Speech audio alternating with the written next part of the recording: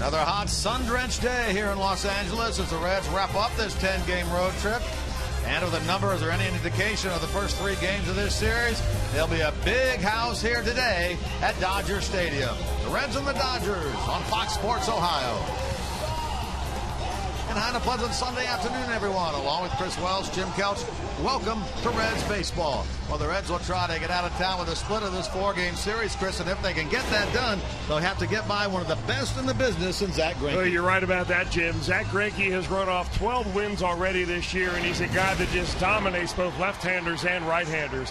His control with his breaking ball is the key for Greinke, and when he's able to throw that changeup down and away to left-handers, that slider on the corners away from right-handers, those are 2 pitches that it's just very difficult to try to get on top of. He makes very few mistakes. He's 7-0 in his last 8 starts, 12-2 on the year, a very low earned run average, lots of strikeouts, just about everything good you can think of to say goes for what he's doing this season. That ERA of 1.59 is the best in the big leagues right now, and if you can believe this, his ERA at home is even lower than that. He has, of course, a chance to set the all-time single-season Dodger record. Now, his opponent in this game will be, I guess, the senior rookie on the Red staff, and that, of course, is Anthony DeSclafani. Well, Anthony DeSclafani started the season as a number 4 starter, but with the injury to Homer Bailey and the exodus of Leake and Cueto, he is now the ace of the staff.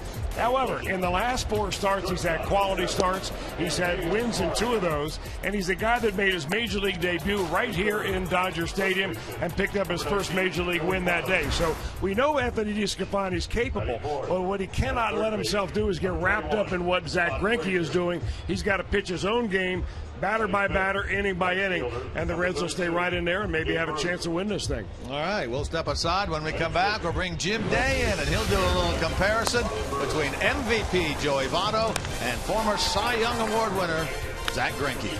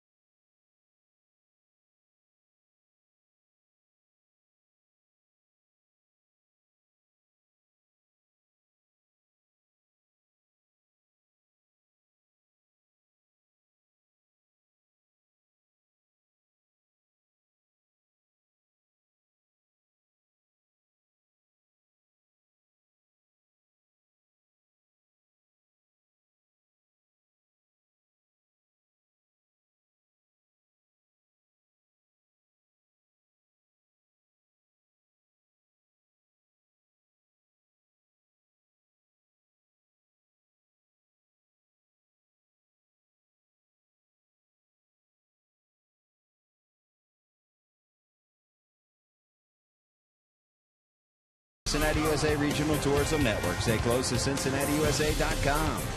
by Chevy. Check out their award-winning lineup only at your Tri-State Chevy dealer. And by Skyline Chili. Feeling good? It's Skyline time. I'm Jim Day on the field just outside of the Reds dugout. It has been flat out enjoyable to watch Joey Votto since the All-Star break, facing one of the best pitchers in the game. In fact, if you look at the numbers, they are off the charts this year for Zach Greinke. Best numbers in the game. But in his career versus Greinke, .417 average. That's 10 for 24. 3 home runs, and he has a 2-home run game versus Greinke back on June 13th of 2010. And if you look at our Elk and Elk storylines for today, Joey Votto, he loves to face good pitchers. Versus active Cy Young Award winners, he has a .379 average, which is unbelievable. 5 doubles and 10 home runs. Votto will be in the 3 spot today as the Reds looking for a 4-game split. Open for the smiling side of the scoreboard. Who else is in the lineup? Jim Kelch and Chris Welsh have the lineups and first pitch. Dodgers and Reds on deck on Fox Sports Ohio.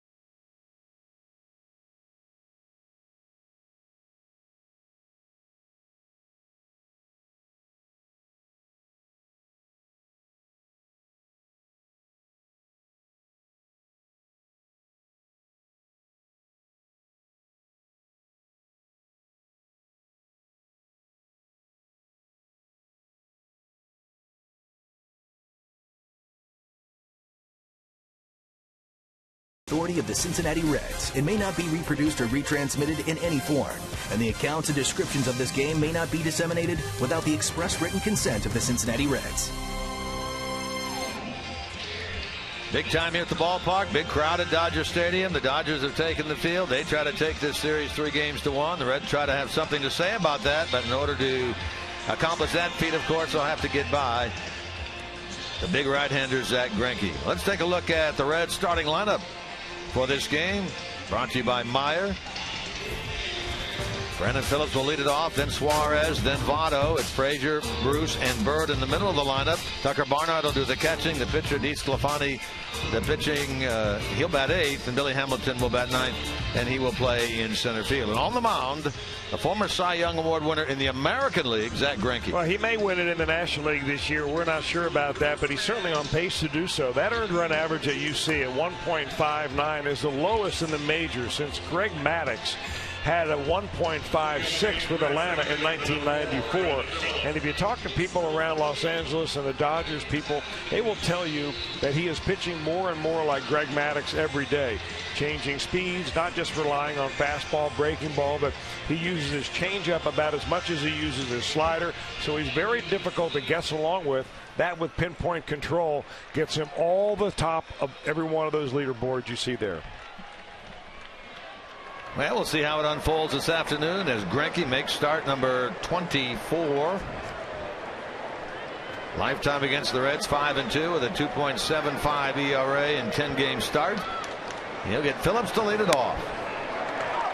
You know what I like about this game from the Reds standpoint, though, is that nobody gives the Reds any chance at all of beating Greinke. He's coming off a game against Washington. He shut him out.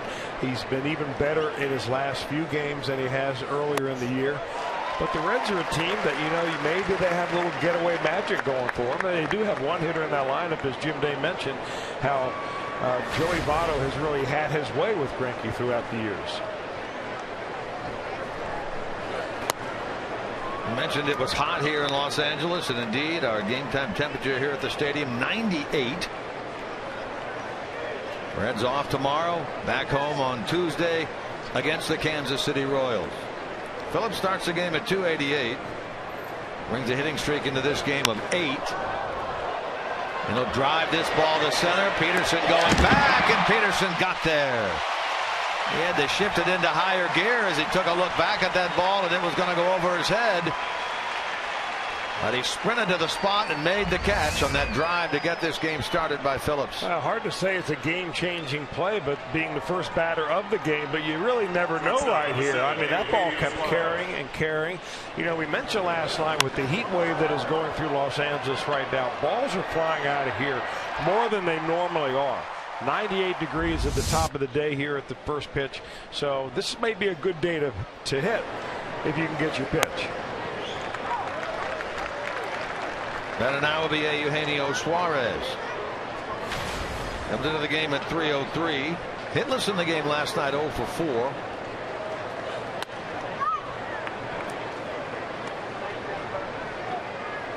Four hits on this series against the Dodgers, including a home run. They play him straight away.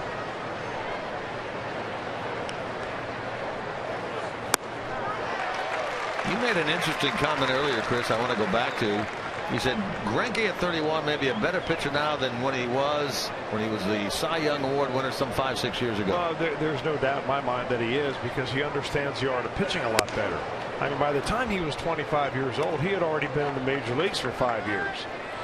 And that's when he won his first Cy Young Award, and with a 16 win performance. So you learn a little bit if you can stay healthy as you get deeper and deeper into your career. So he understands now pitching is not necessarily about blowing them away with a fastball and a hard slider, but it's about getting the hitter off stride, being as efficient as you can, and simply dominating the hitters that you should dominate.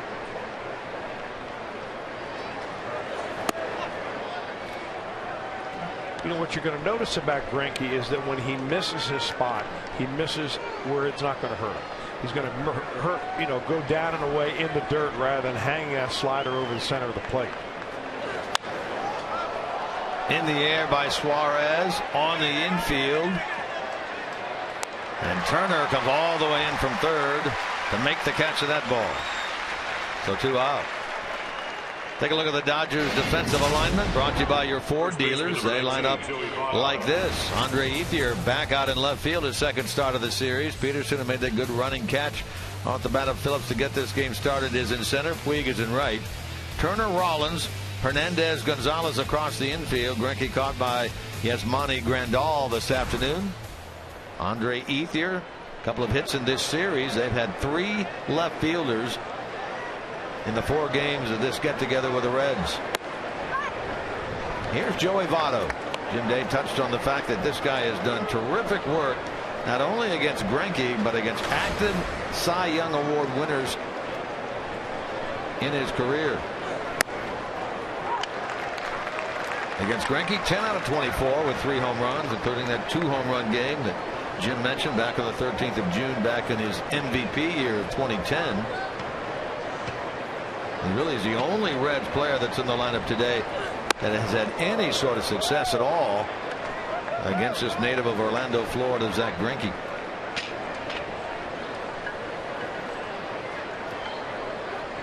Going 9th in the league in hitting, coming into today at 307.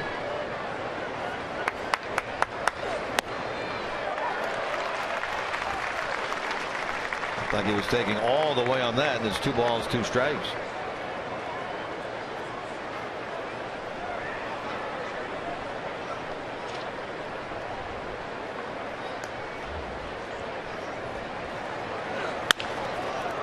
Hit hard and off the glove of the diving second baseman Hernandez in this shallow right. Votto's going to turn the corner and will end up at second. He's in there standing, and his success against Greinke continues here as he gets a 2-base hit with 2 men out here in the first. Boy, stats don't lie, do they? I mean, it's amazing how they begin to set a trend and they begin to come through for you. I mean, Joey Votto hits a ground ball. If it's about 5 feet towards second base, it's an easy ground ball, but he finds a hole on the right side of the infield. Hernandez cannot do it. In fact, all he does is deflect that ball and enables Joey Votto to get the second. 26th double of the year for Joey Votto, and so the Reds have an opportunity here in the first. They've scored in the first inning in each of the last 2 games of this series. Yesterday on a 2-run homer by this man Todd Frazier after the first 2 were retired by Brett Anderson. Yeah, started really the same way. 2-out base hit by Votto, and then Frazier took the first pitch he saw and leveled it into the right center field stands. Next one he hits out will be a new career high for Todd Frazier. He's sitting at 29 home runs. Todd starts the game at 262. He's driven in 73.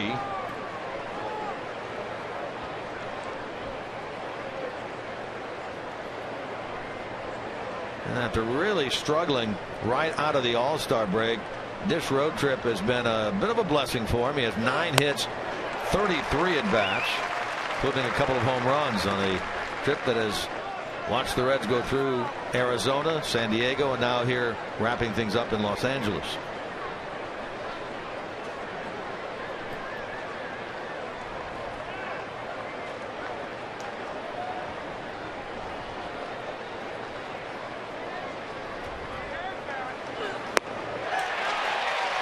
Frazier chases that ball, becomes the first strikeout victim for Zach Greinke, and the Reds fail in the first.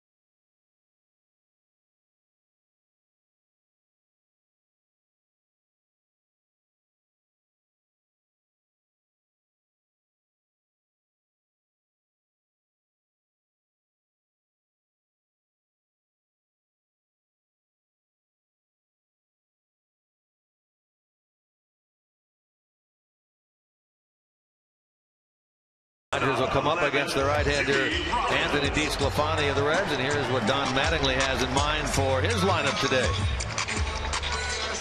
Jimmy Rollins has been in that leadoff spot all 4 games. He's in there today. Kike Hernandez and Adrian Gonzalez round out the top 3. Justin Turner, Andre Ethier, and Yasiel Puig in the middle. Former Red Yasmani Grandal is 7th. Jock Peterson 8th. Pitcher Zach Greinke is 9th. And we called Anthony DeSclafani the senior rookie on this club. Well, he is, and here's a guy making only start number 28 of his major league career, and he is your team ace as it stands right now. Not a bad year at all for DeSclafani. He would like to get that number down and under control. That is the number of walks that he has given up. But he's got a heavy sinking fastball. If he keeps it down around the knees, he's a very tough customer. He gets a switch hitting Rollins, batting left-handed, the shortstop of the Dodgers, to get things going. 2 wins and a loss with 2 no decisions since the All-Star break for DeSclafani.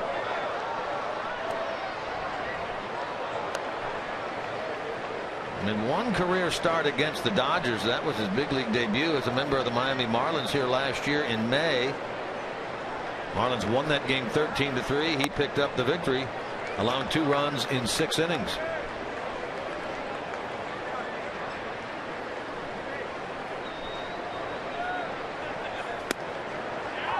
Borderline strike according to Mike Estabrook, the home plate umpire.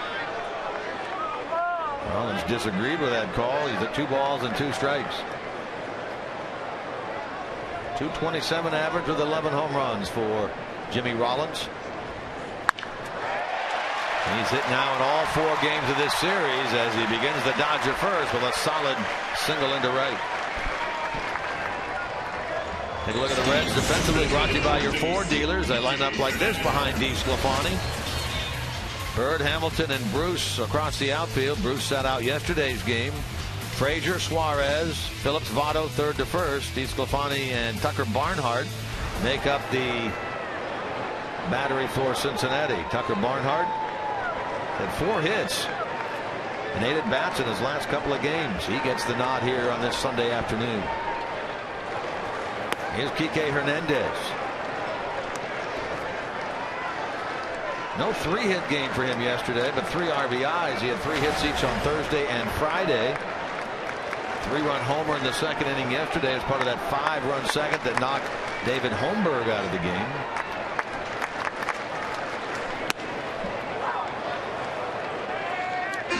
Bread and butter pitch right there for DeSclafani. 2-seam fastball, starts it on the inner part of the plate. It runs down and into right-handers. They don't want to hit that pitch. I mean, they're afraid they're going to get it in on their thumbs.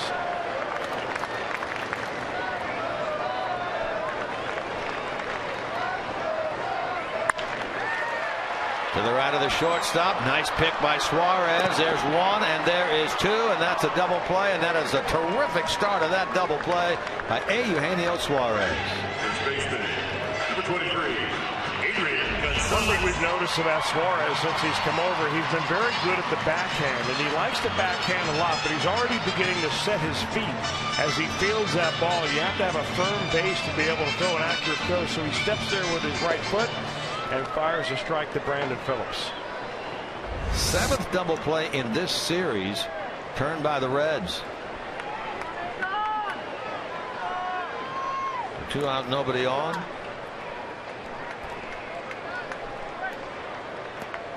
Dodgers, meanwhile, are in triple figures in terms of double plays that they have hit into now this year. 103rd on that 6-4-3 turn by Suarez, Phillips, and Votto. The most in the National League. And here's Adrian Gonzalez. Like facing him with the bases empty. Homered Friday, homered Saturday. Team leader with 24 of them. He's driven in 73.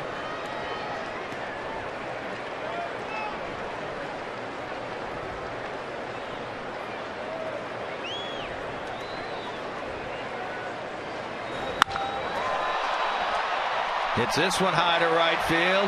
Back goes Bruce. He's on the track, but he will have room as Gonzalez makes a bid for number 25. Comes up short, and we're through 1 scoreless here at Dodger Stadium.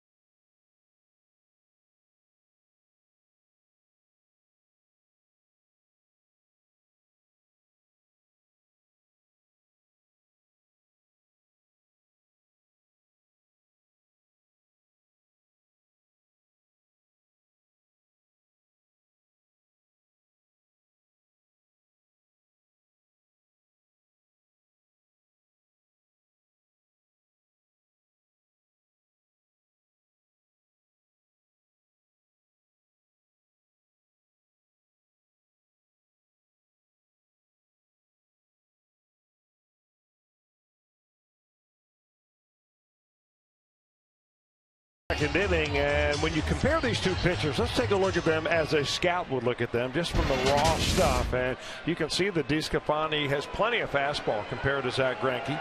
Sliders are about the same speed. Changeup for DeSclafani is a little bit slower. We'll get into the reason for that later. And they rarely use curveballs, both of them, though DeSclafani uses his curve slightly more, I think, than Zach Greinke does overall. But you can see both these right-handers, 6 years apart in age, have very similar stuff, quote unquote, as far as power of the arms. It begins to change when you start comparing the effectiveness of each of those pitches based on what hitters do against them. Bruce into center. That's going to fall in front of Peterson. That's a base hit. And here's what we're talking about when you're talking about the effectiveness of pitches. What do hitters hit off certain pitches? And well, you can see the big difference here, really, for me, is the fastball for DeSclafani and Greinke, and also the changeup. The 159 batting average against there for Greinke on that changeup is just phenomenal. And he's using that changeup more and more each year.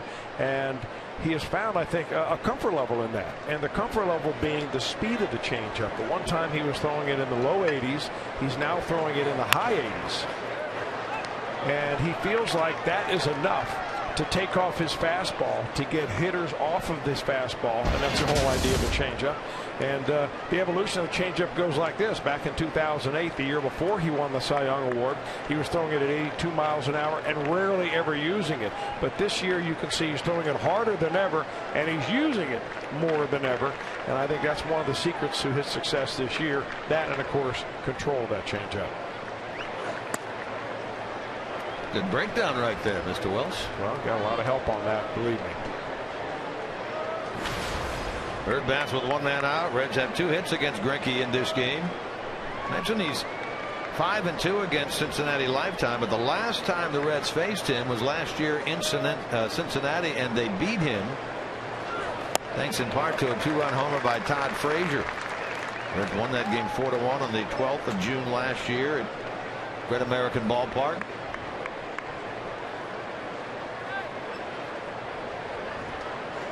Greinke's 7-0 in his last 10 starts with 3 no decisions.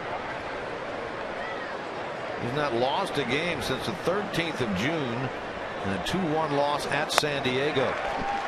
He gets Bird here for the first out of the second. Boy, great combination of pitches right there. The previous pitch was a slider, and then you get your bat speed to a certain speed, and then you throw the fastball. He add about 6 or 7 miles an hour to it. So, you know, you're seemingly right on it, but he just is able to get that ball by you. That's what we're talking about. 7-0 with a 1.15 ERA in his last 10 starts, tied for the longest winning streak of his career.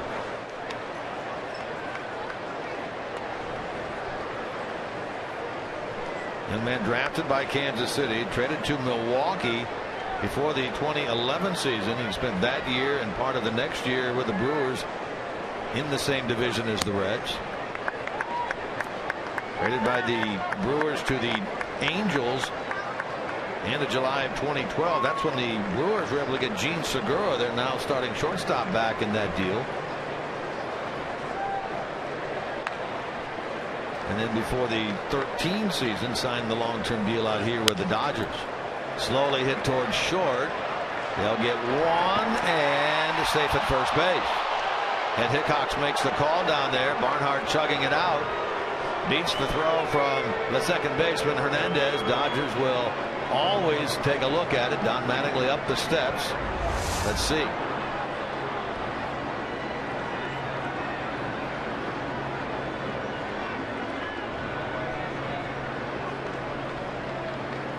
Now back down the steps goes the manager of the Dodgers. Good stretch by Gonzalez. Good lunge there at the end of the base by Barnhart. Yeah, that was the difference maker, I think, there, the stretch by Gonzalez. Very good first baseman, always has been. Here now the pitcher, Anthony DeSclafani, running aboard with 2 men out here in the top of the second. DeSclafani no slouch at the plate. He has 7 hits this year and a couple of RBIs.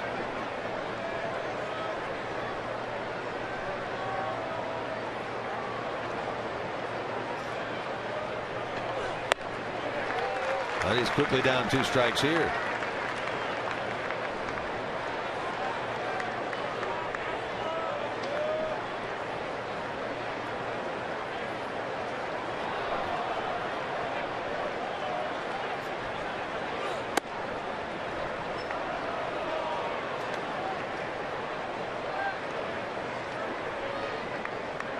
Both these ball clubs have an open date tomorrow. Reds will begin again on Tuesday at home against Kansas City. The Dodgers, after the off day on Monday, play in Oakland. There's a check swing strike. DeSclafani is out. 2 strikeouts in the inning and 3 in the game for Greinke through an inning and a half.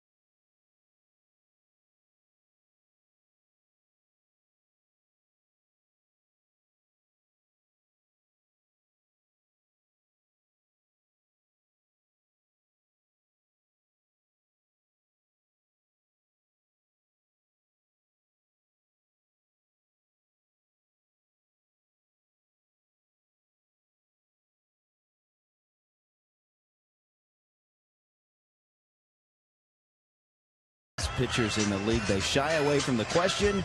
Not Anthony DeSclafani last night.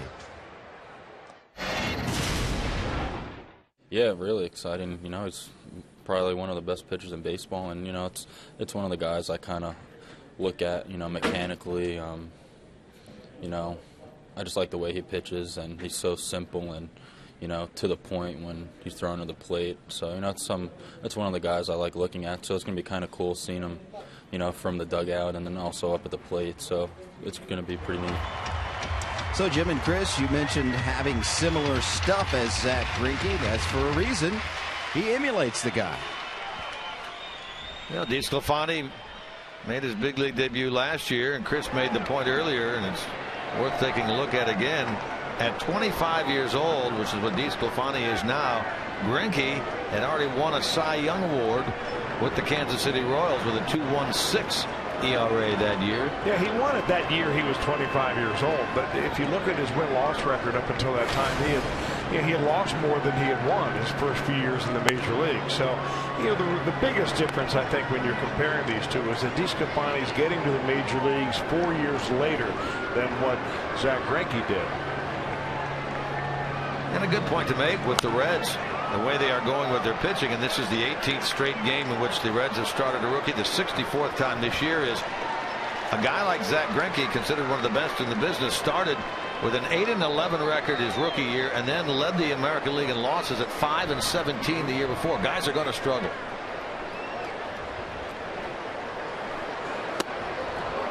Good location right there. He made a mistake on a 2-2 slider to Jimmy Rollins, who led off the bottom of the first inning with a base hit. But this time he gets that slider where he wants to. It starts as a strike and then ends up as a ball. That's what you do when you're ahead of the count. Now on this 2-2 pitch, Turner swings and misses. The first strikeout for DeSclafani is the first out here in the second. That's the same formula. that Greinke used against Marlon Byrd. The slider on a 2-strike pitch, and then with 2 strikes comes right back with a fastball after you kind of get the hitter velocitized a little bit.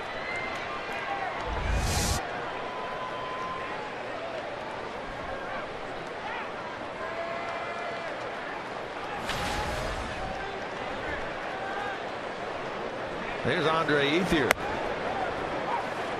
Ethier made the start in the opener of this series on Thursday.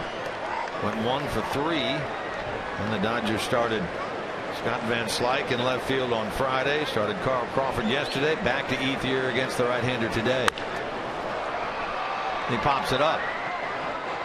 No sunglasses apparently out there for the shortstop of the Reds, Suarez, but he blocks the sun with his glove and his hand and makes the catch. Right fielder, For the second out.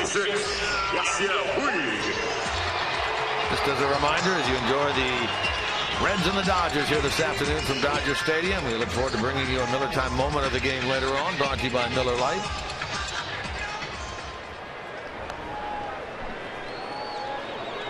Two out bases clear for Yasiel Puig. Puig in the lineup last year in that game when DeSclafani was a member of the Marlins, making his debut here. Went 1 for 2 against him in that game. He was opposed. That was an interesting matchup because you had DeSclafani on the mound for the Marlins and Paul Maholm on the mound for the Dodgers. 2 guys that would be in camp with the Reds. Spring training 15.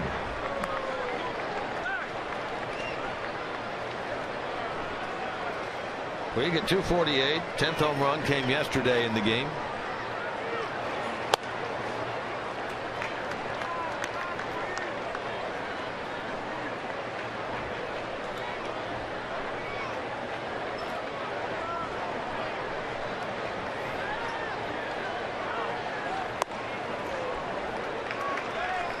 Puig's weakness at the plate is trying to negotiate the off-speed pitches, and I think that's one reason why he, unlike a lot of other major leaguers, stands in the front of the batter's box. He's trying to get that breaking ball before it really gets into the major part of his break. Most guys have their back foot on that back line.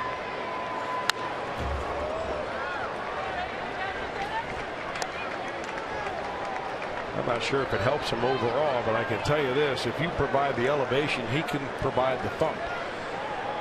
Good guy to keep the ball down against.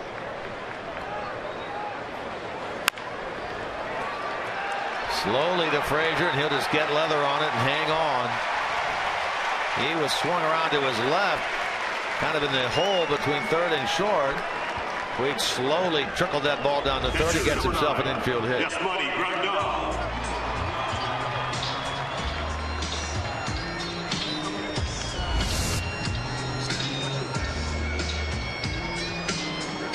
Todd Frazier got his Sunday afternoon knickers look out there. Got his pants pulled up all the way around the knees. And we see that occasionally from Votto. We see it occasionally from Phillips.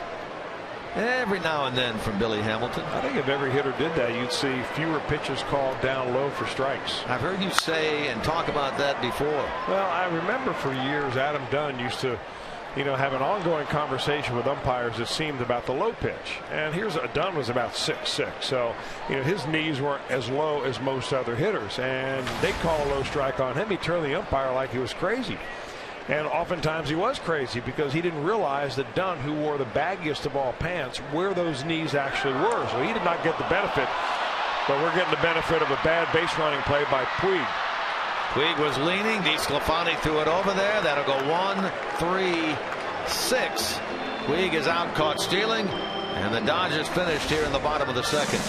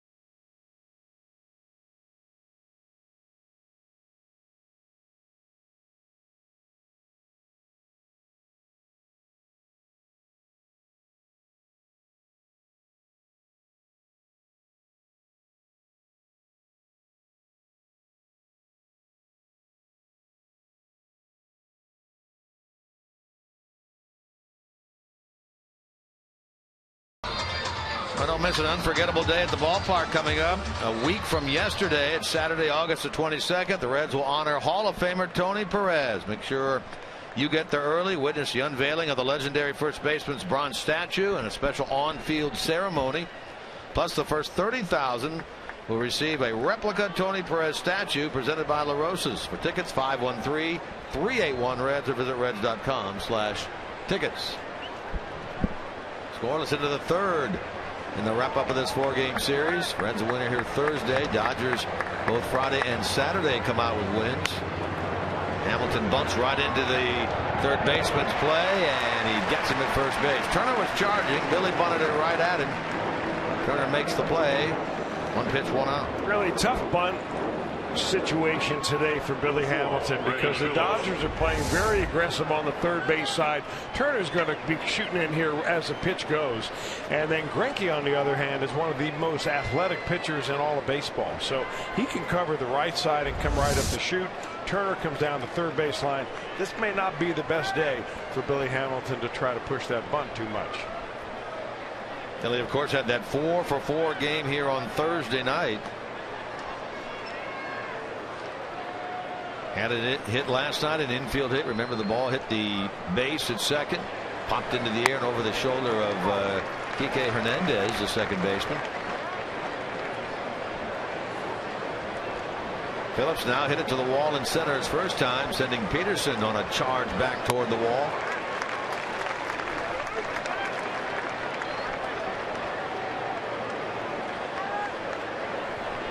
Having a very good road trip, Brandon Phillips, 11 of 33 coming into this game with a home run.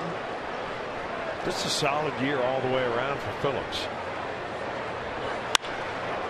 Gets it in the air again to right. Puig will drift over.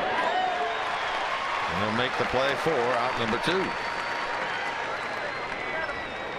And now if you to tweet your strongest fan photo, make sure you use hashtag #OhioDataStrongFan.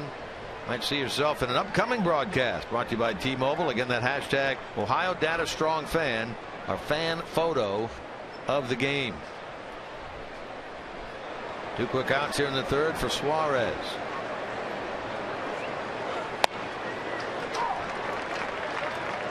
Another guy that's had a pretty good road trip, Suarez, 9 hits, 29 at bats. Plus 300 in the month of August. He's been a pleasant surprise since his call up, and I say surprise. We knew he could play shortstop on an everyday basis. He did it last year with the Tigers. Hit in the 240, 250 range, but he's hit much better than that with the Redlegs in the 2+ months he's been up here as the everyday man with Zach Cozart out.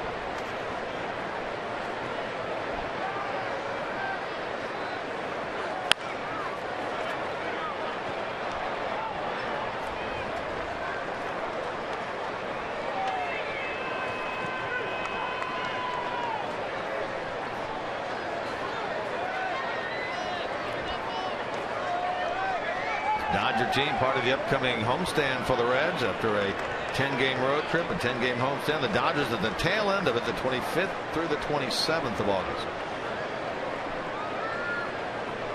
2 night games and a day game for Brian Price's club.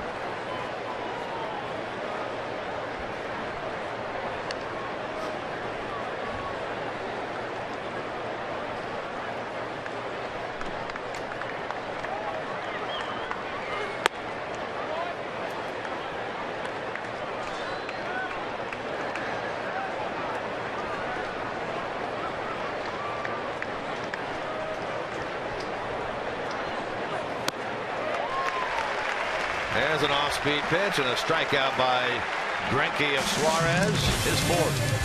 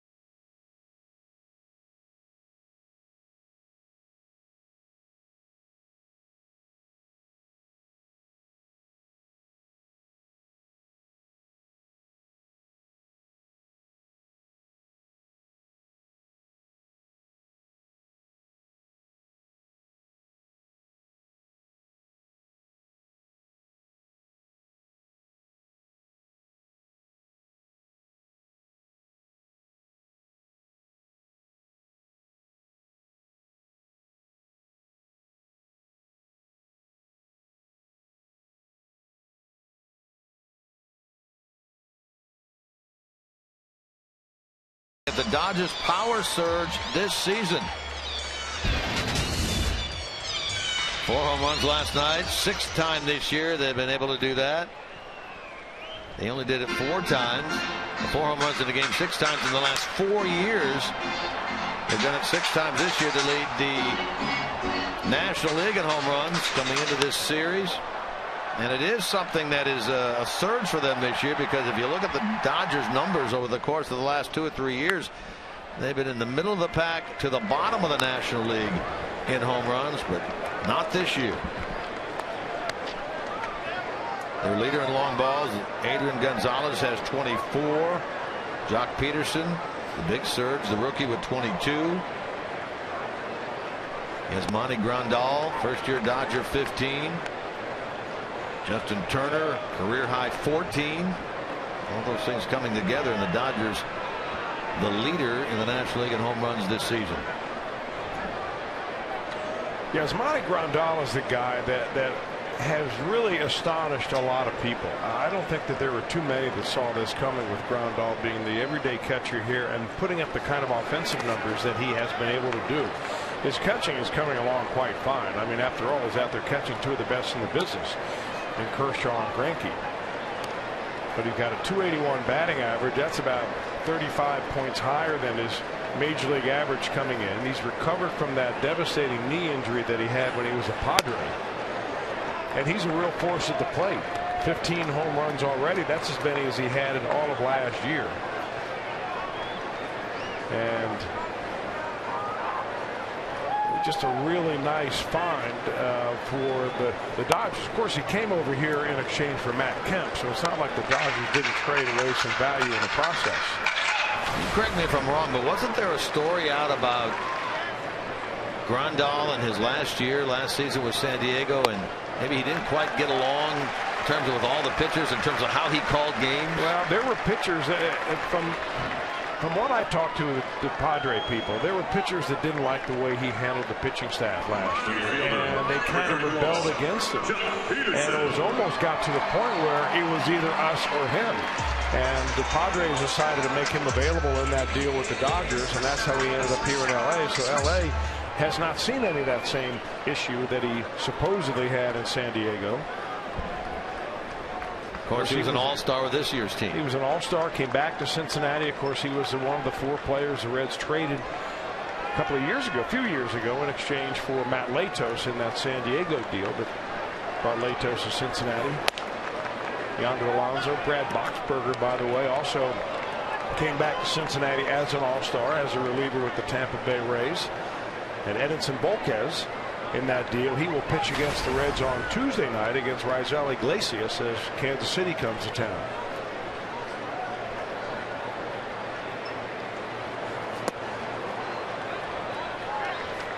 Well, that's the way you make a fastball hitter look bad, is that you make it look like a fastball is coming and you drop the off-speed pitch on him. Peterson, 22 home runs on the year, hit one here on Thursday. Solo shot against Kivas Sampson. Tale of 2 halves for this young man. Got out of the chute very hot. That has not been the case really each preceding month. His average in home run power has gone down each month since April. Well, what happens when you come on the scene as a major leaguer, the first thing they try to do is they find out if you can hit the fastball. So they start challenging you with heaters, and especially fastballs inside. And Jock Peterson showed himself to be able to do that. So when you adjust to that, they say, all right, now can you hit the breaking ball, and can you adjust to plus and minus speed changes? And that's what he has not been able to do, and that's why his batting average is hovering in the low 2 teens. He strikes out for the first out of the inning. We call that one at 96 miles an hour. Flamethrower brought to you by Cholula Hot Sauce. That may be the best fastball that DeSclafani has thrown today. Well, Peterson, along with the other big name rookie from the Cubs, Chris Bryant, are the top 2 in the National League in strikeouts. Bryant 139, Peterson 137 coming into this game. Greinke gets the sacrifice down, moving Grandal into scoring position, and Jimmy Rollins will have the chance. Number 11, Jimmy Rollins.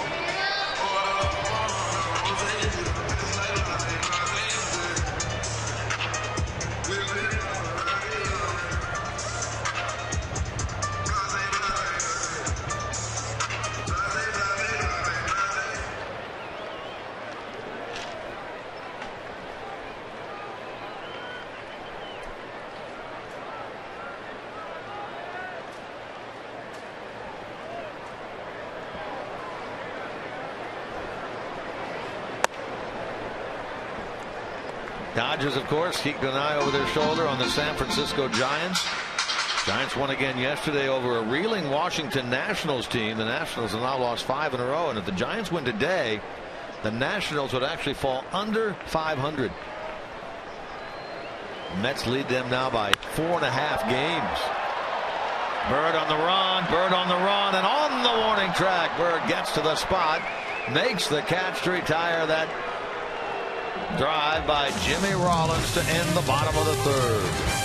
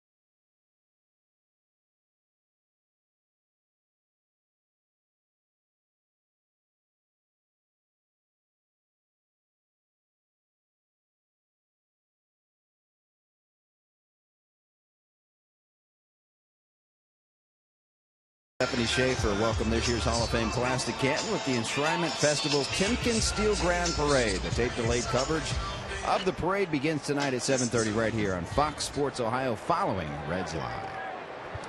I'm Jim Day. The Dodgers get the award for the best timely ballpark giveaway. Although they didn't know it was going to be 98 degrees today. But this is a fan spray bottle where you turn on the fan, spray it, and it turns into a mister. And this bad boy is perfect. Just what the doctor ordered. Back to you guys. You may go through 2 or 3 of those today, Jim. If I could get my hands on 2 or 3 more of them, I absolutely would. You enjoy yourself down there with that mister. Third of the way through this game, scoreless on the big scoreboard between the Reds and the Dodgers. Reds have 2 hits. Dodgers have 2 hits. Joey Votto leads things off. He had that double that trickled off a glove of the second baseman Hernandez his first time up, giving him now 11 hits and 25 career at bats against Greinke. Comes into this game with the best batting average against in the National League also. Not surprising at 191.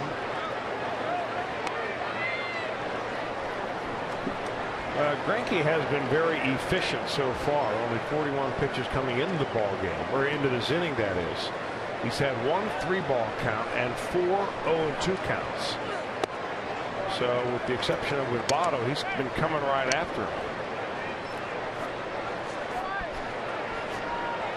Young man that was born and grew up in Orlando, Florida.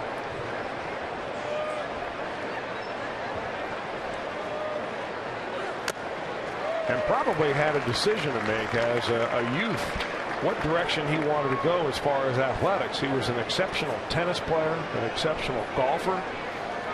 He led his senior league team to the World Series title in 1999. He played shortstop and hit about 700. And he gets Bono there with an off-beat pitch. There's that changeup.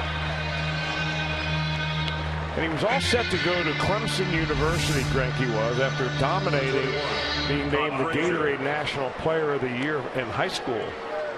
And he turned down that scholarship when the Kansas City Royals picked him in the first round and paid him first-round bonus money of about $2.5 million to sign, and rocketed right on through the Kansas City Royals minor league system. Well, he's just had a phenomenal year. I mean, we can just keep bringing out information after information about what he has done. One of the biggest things that jumped out at the baseball fans earlier this year was the scoreless streak that he had going. His streak got up to 45 2/3. He took that into the All-Star break when he started the All-Star game at Great American Ballpark. And what did he do there? Is he started that game, the first batter, Mike Trout, hit a home run the other way. Well, if you're going to give up a home run, you might as well give them up to the best. And you do, obviously, in the All-Star game. He was at 35 2/3 coming into the All-Star game.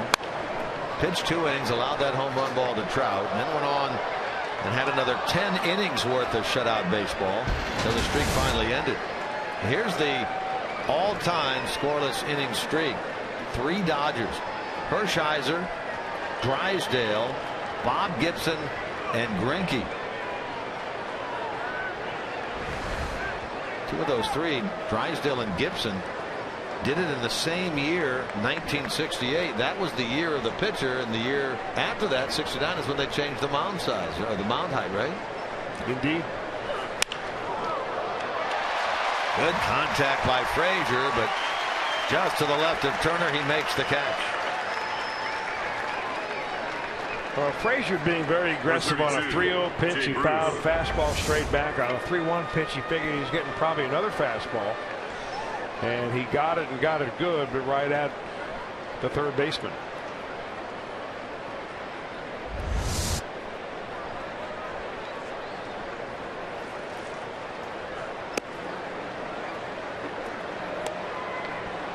Bruce, a base hit his first time. Showed you that graphic with Orel Hershiser as the all-time leader. 59 consecutive scoreless innings. He did that back in 1988, and he extended it into the postseason, although that didn't count in the streak. The streak finally ended in his first start of the 1989 season. That year, the Dodgers started the year in Cincinnati. Hershiser pitched the second game of the season. Opposed by Tom Browning, the Reds scored in the first inning against him on a base hit by Todd Benzinger.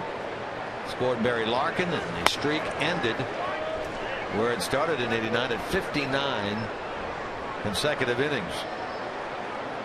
Funny enough, the streak had been 58 by Don Drysdale, and Drysdale was doing television commentary when the streak ended and when it was set in '88 and again in '89. As Don passed away a number of years ago as a Dodger broadcaster. His retired number. Strike 3 call. Reds go in order for the second straight inning. That is 9 in a row now since the hit by Bruce, retired by Greinke.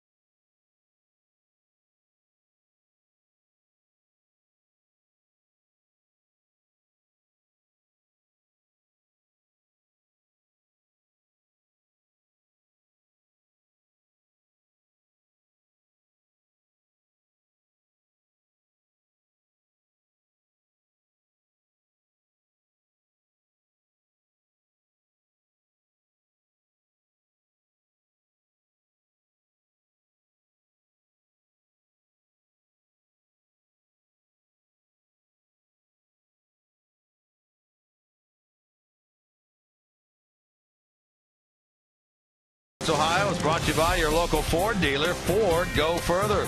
By Meyer. Find more for a healthier you at Meyer. And by Cincinnati Children's, ranking 3rd in the country on U.S. News and World Report's Best Children's Hospital.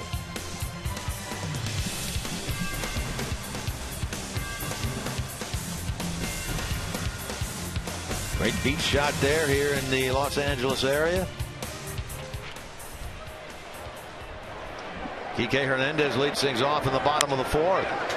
Smashes this ball in the hole. He has himself a base hit. Hernandez continues his assault on the Reds in this series, proving to the Dodgers that he should be playing somewhere. And Howie Kendrick comes back off the disabled list. Yeah, kind of interesting, really, for Kike Hernandez. He'll be the first guy to tell you that the only reason that he is in the major leagues is because he can play multiple positions. I mean, just about anywhere on the field. But when he's had a chance to fill in for Howie Kendricks on an everyday basis, he has done better than the starter. I mean, how do you keep that pace up? He was a guy that was acquired from the Marlins. He and DeSclafani were teammates last year, and he came over in the D. Gordon deal.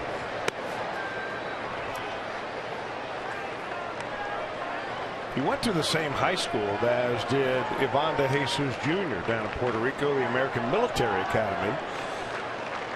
De Jesus Jr. enrolled when he was a kindergartner, and he was full-fledged into the military part of that school. Hernandez, on the other hand, came in only as a high school player and student, and was not involved in the military part of the American Military Academy right outside of San Juan. Another major leaguer that went there, Giovanni Soto. So they boast 3 big leaguers coming from a high school program which those guys told me was not very good. That's kind of amazing in itself, but it wasn't very good with those guys. Well, I mean, there's a lot of other good high school baseball programs down there, I'm sure.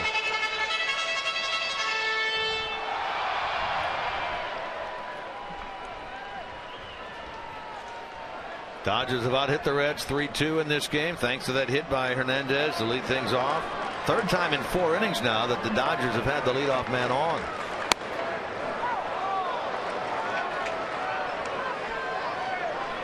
Adrian Gonzalez sent it to the warning track in right, his first time, hauled in by Bruce.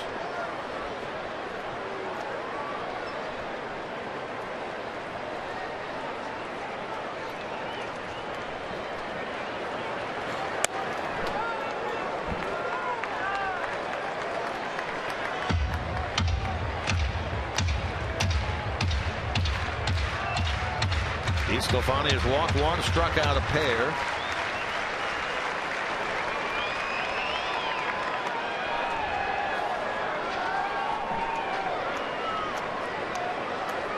Runner on the move. Foul ball.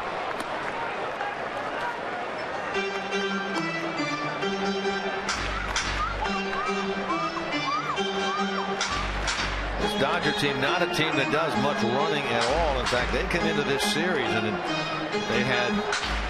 they've had 2 stolen bases in the series, one by Crawford, one by Puig. They came in with only 28 stolen bases on the year, the fewest in the major leagues. And a power club, we talked about that, but not a team that's done much base stealing at all.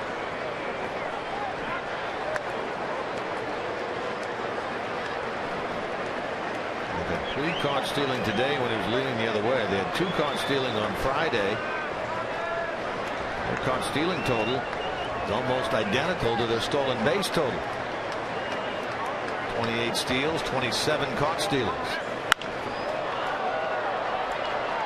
Actually, with the 2 in this series, 30 steals and 27 caught steals. Still very close. Last year, 138, thanks to D. Gordon's National League best 64, 8 ahead of Billy Hamilton. This year, the fewest.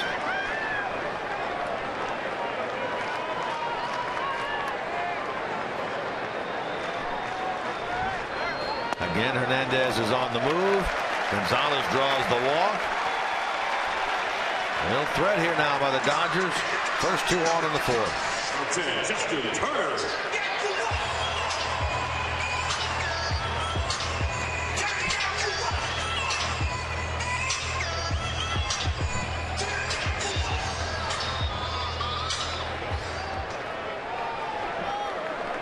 welcome return for this guy when this series began. He had that foot infection Chris was talking about on Thursday. Had him out for a little over 2 weeks. Well, he's a very aggressive hitter, and he's got a very high batting average when he puts the first pitch that he sees in play. So he's looking fastball all the way right here. And he gets a breaking ball and can't pull the trigger. A .455 batting average for Justin Turner with 4 home runs. When he hacks and gets that first pitch, that 0-0 count in play. Struck out his first time today. 4 hits, including a home run in this series.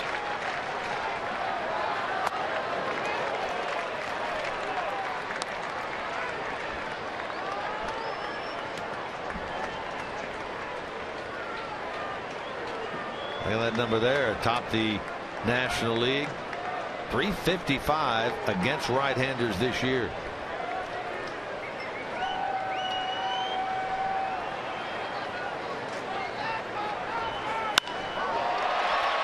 Toward Bruce. Jay in and to his left makes the play. Hernandez will tag. The throw is cut off. And the Dodgers have them at the corners with 1 out. I think DeSclafani will take that any day. He still has a double play in order that he can roll up if he can get Ethier on the ground. But the important thing right there was to get an out.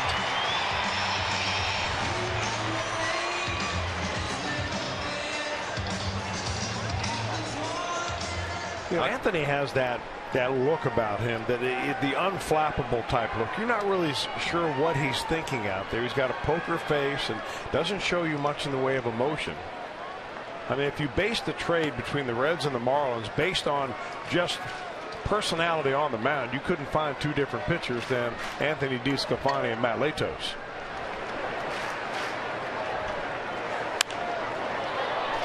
Hits that one in on the hands of Ethier, who fouls it away. Dodgers hit into the double play in the first. You mentioned at the time they've hit into now 103 on the year, the most in the National League. Ethier has hit into 8 this year.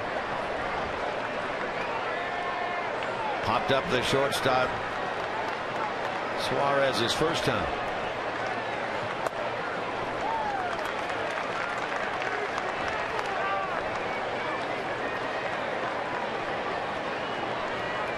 No score in the bottom of the 4th.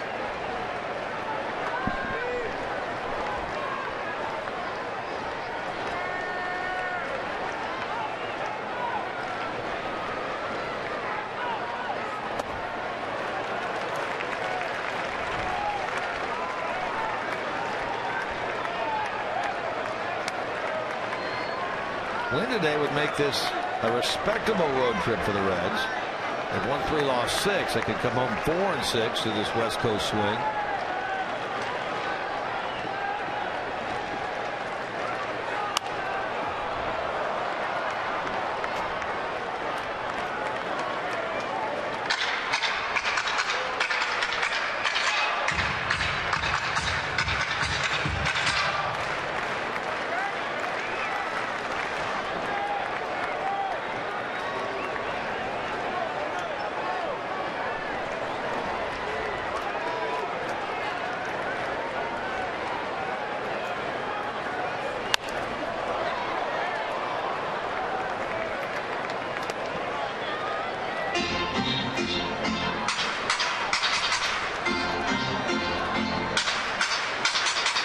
Good for that young man. He has himself a souvenir, a Dodger cap, now a baseball. I'll go over and tell Mom about it. What did she say? Go back and thank him. Say thank you.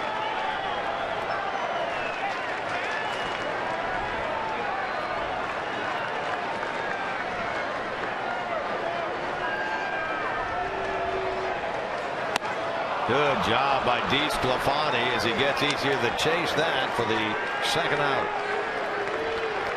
Really nice job of adding and subtracting, not necessarily going in or out of north and south in the strike zone, but just taking a lot off that last pitch. The location excellent as well.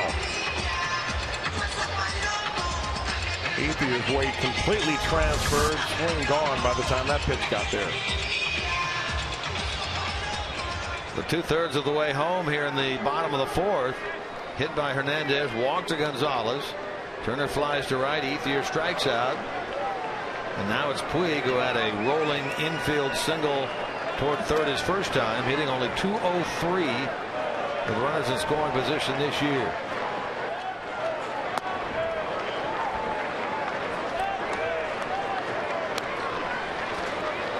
Dodgers as a team came into this series .263 with runners in scoring position.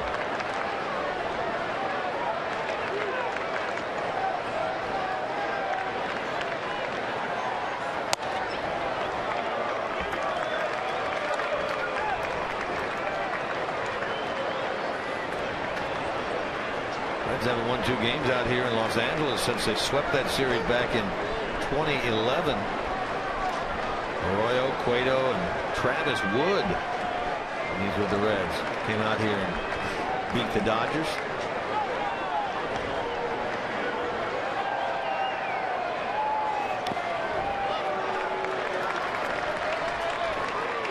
Now, we were talking the other day, looking at the fact that the Reds had swept that series in 11, and Cueto won the middle game. Talking to Dusty Baker about that game being the game where we saw Cueto start doing that twist a la Louis Tiant. Whether that was the actual beginning or not, it was one of the first times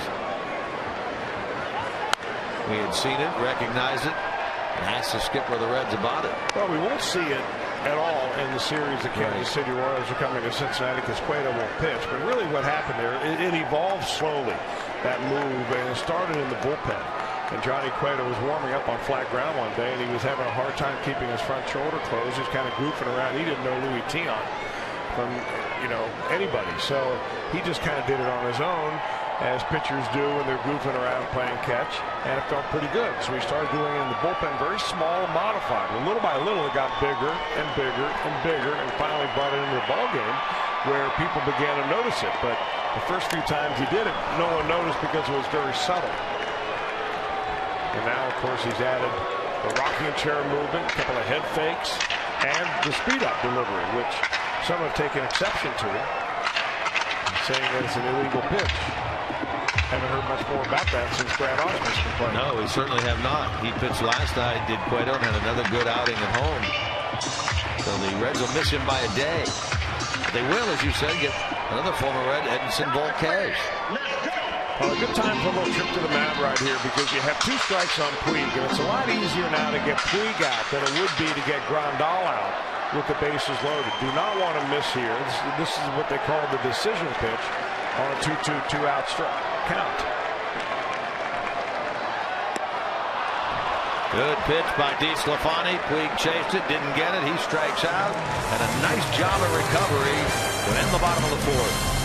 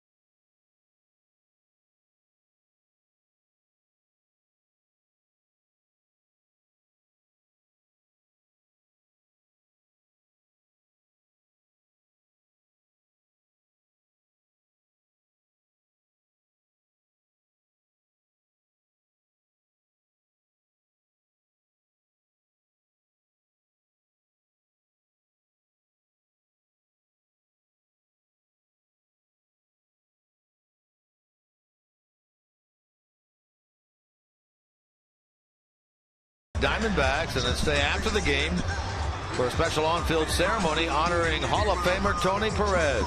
More than a dozen Big Red Machine members will be there, including Joe Morgan, Johnny Bench, Pete Rose. Yes, Pete Rose.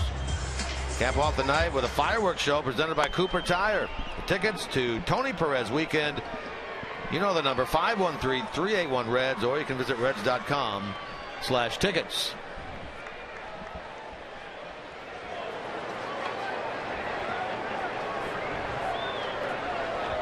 Nice job by DeSclafani there, Chris, at the end of the fourth.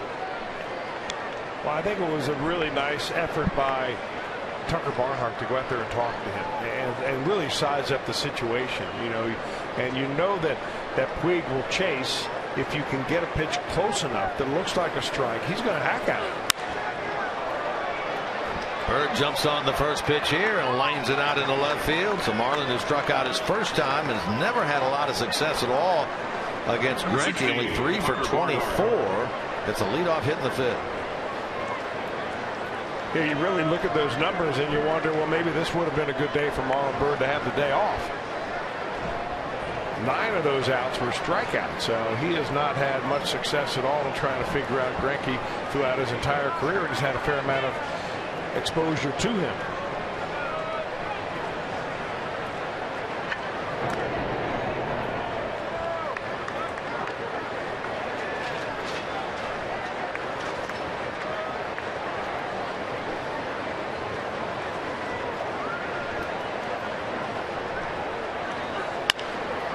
Tucker going the other way down the left field side. Oh, the ball boy down there. I hope he's all right. He went tumbling over the wall trying to catch that ball. He gets a big hand from the crowd. A little bit embarrassed, I'm sure. Look at the effort.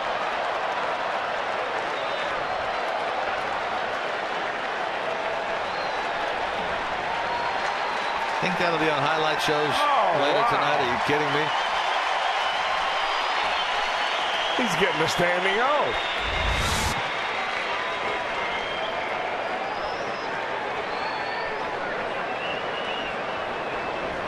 I think he just tipped his cap down there. Hard to right, sinking fast, and it got down in front of Puig and then gets by him. Hustling over to third is Bird. Barnhart into second with a double, and the first real threat by the Reds comes here in the fifth inning. Tucker Barnhart, a double into right, second and third with nobody out. Number 28. Both the doubles the Reds have had today. Joey Votto's went off the glove of the second baseman Hernandez on a ground ball. This is sinking base hit. It looks like it's going to be falling in front of the right field of Puig all the way, and he just makes a dive at it, but not able to do much with it except deflect it, maybe.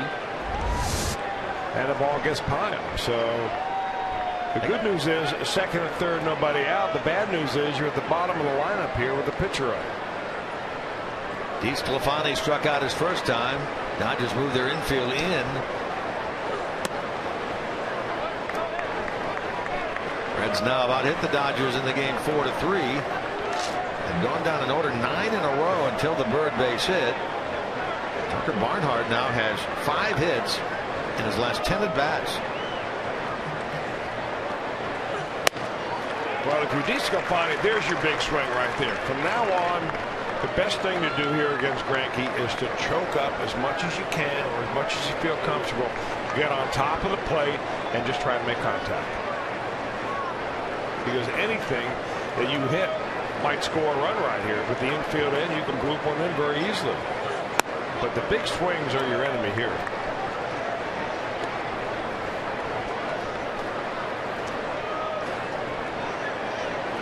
Billy Hamilton on deck. Single by Bird, double by Barnhart, giving the Reds a chance here in the fifth inning.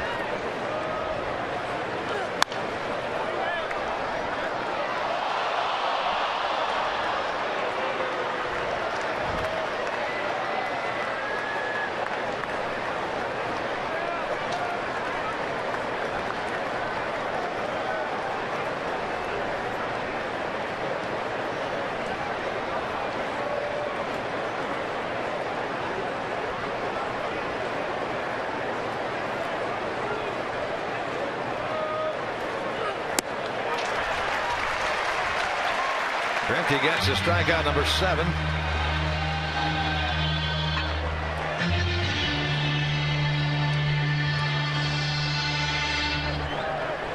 Number 6, Billy And now Billy Hamilton. Season high for Greinke is 11 strikeouts. He fanned 11 Nationals back on the 19th of July. 7 in this game. Now Turner, who was even with the bag earlier with DeSclafani at the plate, now comes in 3 or 4 steps and onto the grass at third. Even with the bag at first is Gonzalez.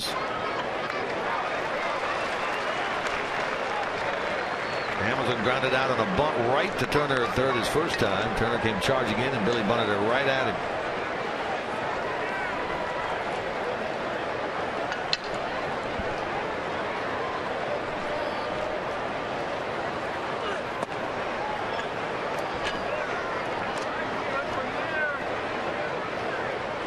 Hamilton has driven in 3 runs on this road trip. 2 of them came on Thursday.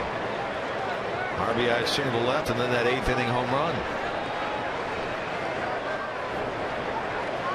Trying to give the Reds the lead here in the 5th inning.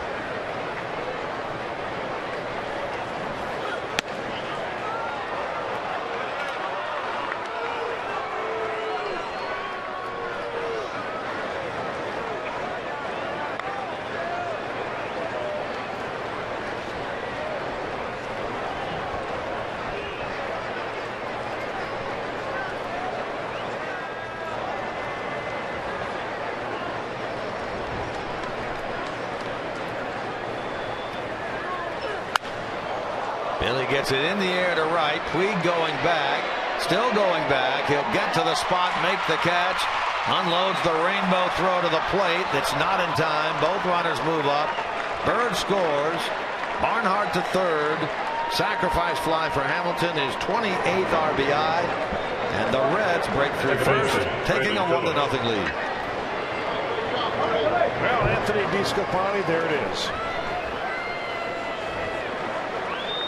I mean, just getting a run off of Zach Greinke with the way he's throwing the baseball is a nice work. But they have one more out there with 2 outs. Nothing sweeter than a 2-out run batted in, and Brandon Phillips has had 2 pretty good at-bats against him.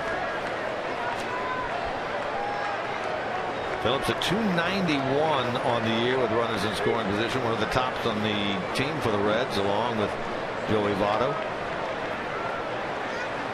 And a pickup Barnhart here from third.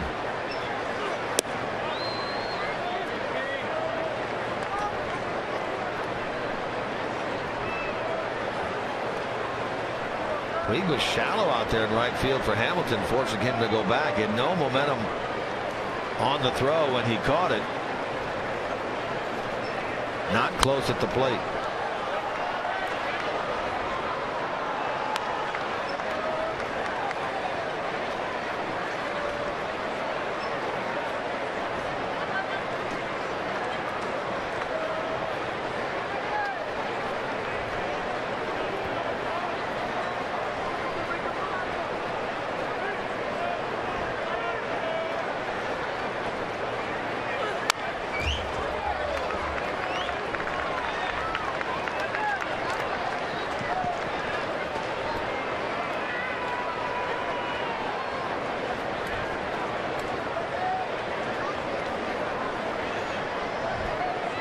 DeSclafani will have a lead with which to work when he takes the mound in the bottom of the 5th. The question is, what will it be? 1 right now.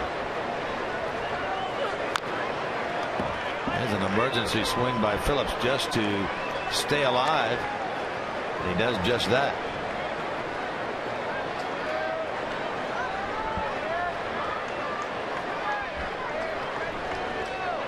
Dodgers will have the bottom 3 up in their half of the 5th inning.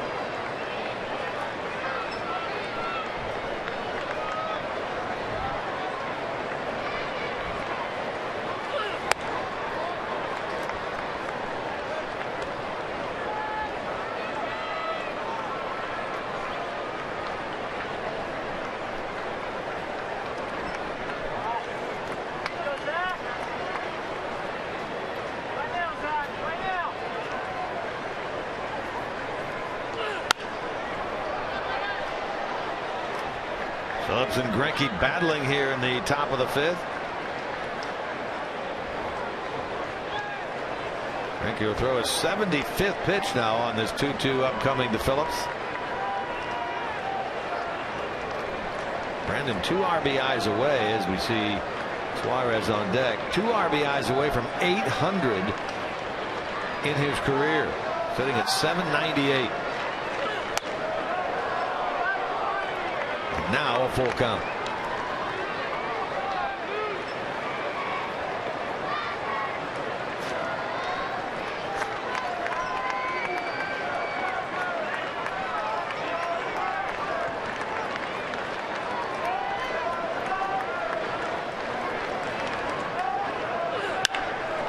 Hammered towards center by Phillips. Peterson will go back, and again he'll get to the spot, make the catch. Phillips has hit it hard 3 times against Greinke this afternoon. Nothing to show for it yet.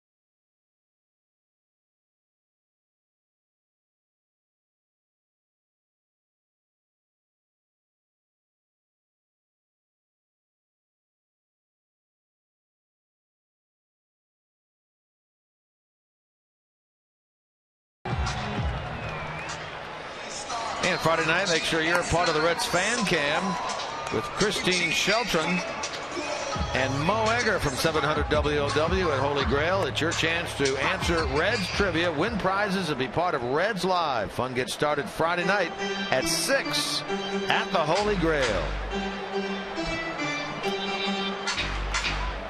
That'll be the Diamondbacks in town. Kansas City for 2, then the Diamondbacks, and then the Los Angeles Dodgers. And right in the midst of that homestand between Arizona and the Dodgers is that one-game makeup with Detroit. The rain out from earlier this year at home. Reds and the Tigers will make that up on Monday. Grandal leads it off here in the bottom of the 5th. 1-0 Cincinnati on the sac fly by Billy Hamilton.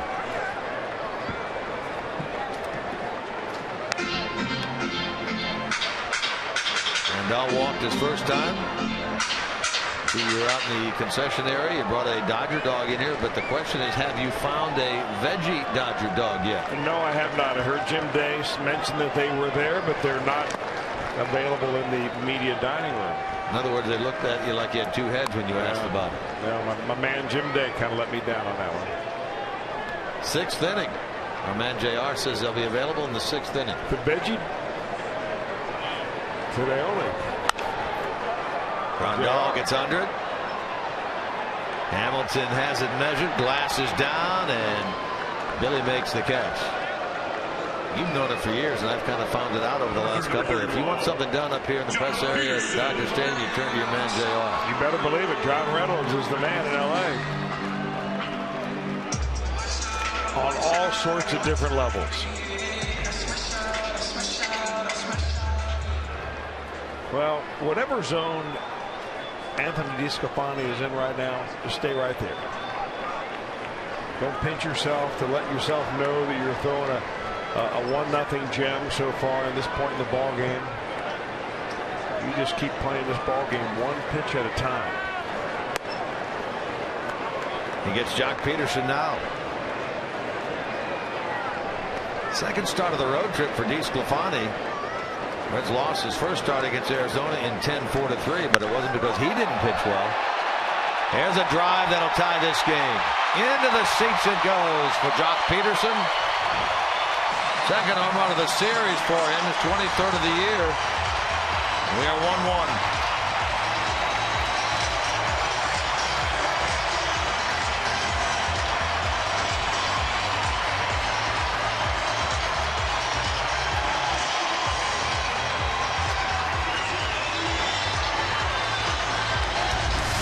Well, when Jock Peterson hits him, he knows it. Watch him stand at the plate, a little bit of self-admiration before he decides to run, knowing that ball is struck well enough to go into the seats in left center field. Missing on the first pitch changeup, DeSclafani came back with a low fastball, and that is the wheelhouse for that young left-handed hitter. Greinke puts a charge into this ball into center, and that ball is gone. Zach Greinke, 6th career home run. 2nd this year.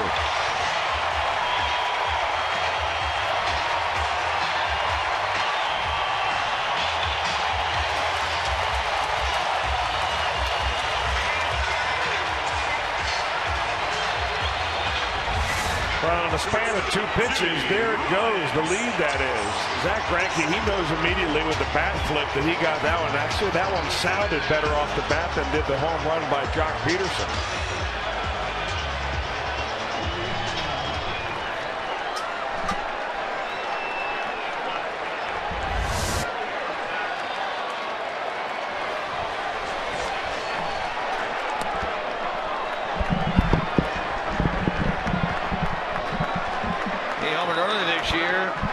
Against the Phillies, David Buchanan, and he does it here against Anthony DeSclafani.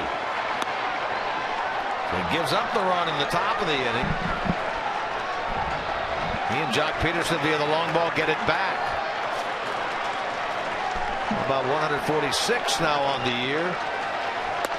Since 06 for the Dodgers. Yeah, you know, you think back and all the sweating and the digging that the Reds had to do to get that one run in. I mean, they got help from a play with out in the right field by Yasiel Puig, a sacrifice fly by Hamilton. They finally got that run in, and bang, bang, just like that, the Dodgers come back and take the lead over the span of 2 pitches.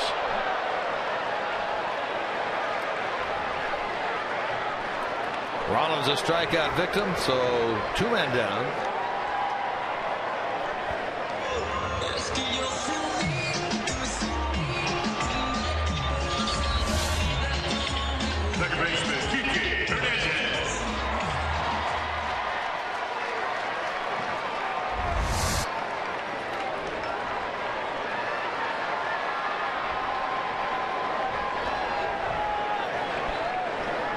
Kike Hernandez with 2 men out. 2 runs in on back-to-back home runs by Jock Peterson and Zach Greinke. Remarkably, only the 2nd time this year that the Reds have given up back-to-back home runs. They did it out in Colorado. Done against them here in Los Angeles.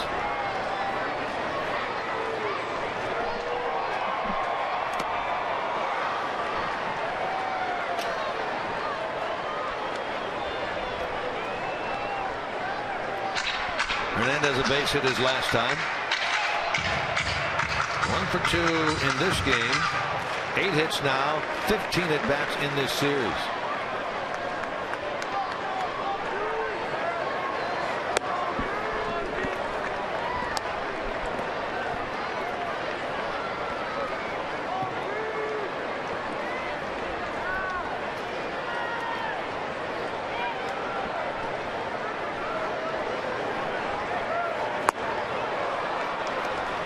Goes on strikes, but a productive inning for the Dodgers.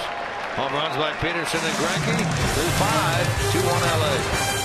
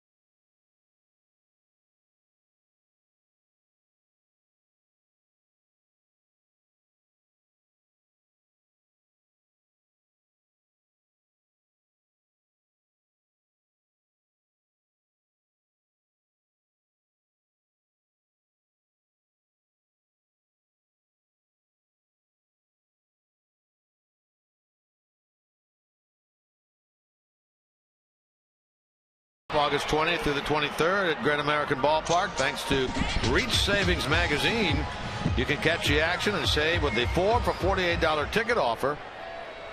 $48, you can get 4 view-level tickets plus 4 exclusive Reds hats. For tickets, call 513-381-REDS. Visit reds.com/4 for $48. Sixth inning now. Reds went into the bottom of the fifth, leading by a run, now down by a tally at 2-1. Jock Peterson, Zach Greinke himself, back-to-back home runs in the bottom of the fifth. Reds try to get back on the attack here. They've been out hit 5-4. Suarez 0 for 2. He's popped up and struck out.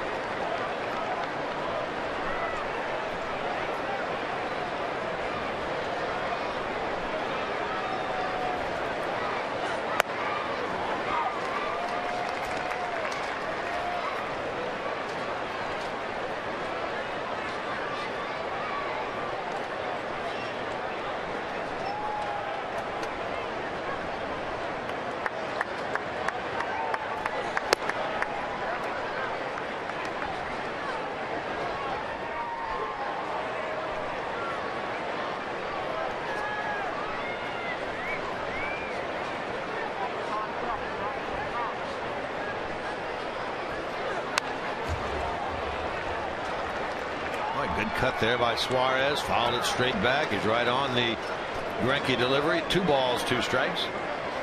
Bono on deck, then Frazier.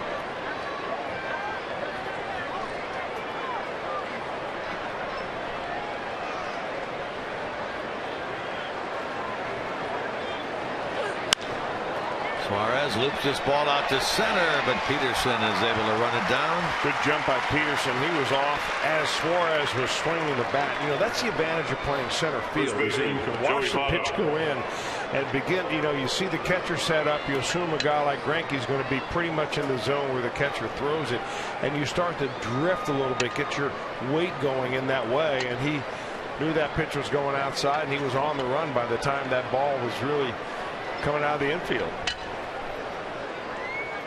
So it's Votto now against Greinke. Each one has had some success today. Votto a base hit. In fact, a double in the first inning. Greinke with a strikeout of Joey in the fourth.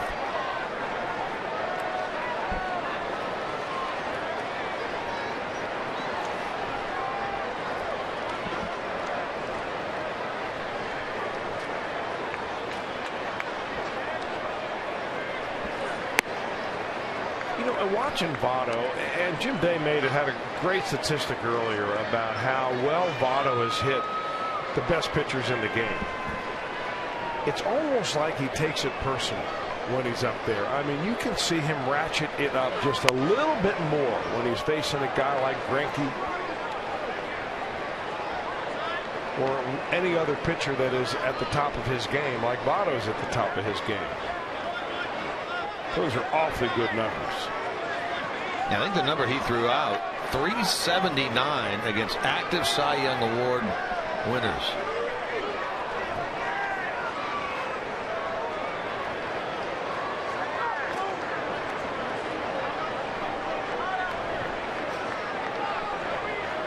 Two balls and a strike to Joey Votto. Apparently someone in the Dodger dugout disagreeing with the calls of Mike Estabrook. Votto's hearing it from both sides, probably from Estabrook and then from whoever's chirping out of the Dodger dugout.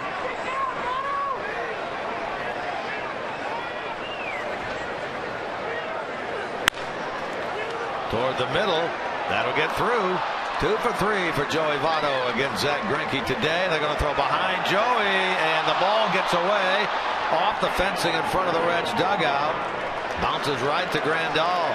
Joey has almost hung out to dry there. Well, had that ball been picked cleanly by the first baseman Adrian Gonzalez, it would have been very interesting to see if Votto was able to get back in time. He's busting it right out of the batter's box because he's thinking, you know what, that may be a double right there if that center fielder doesn't pay attention. The problem is he took a big aggressive turn and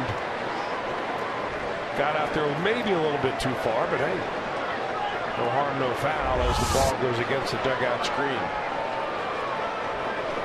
So that's the tying run aboard for the Reds for Frazier.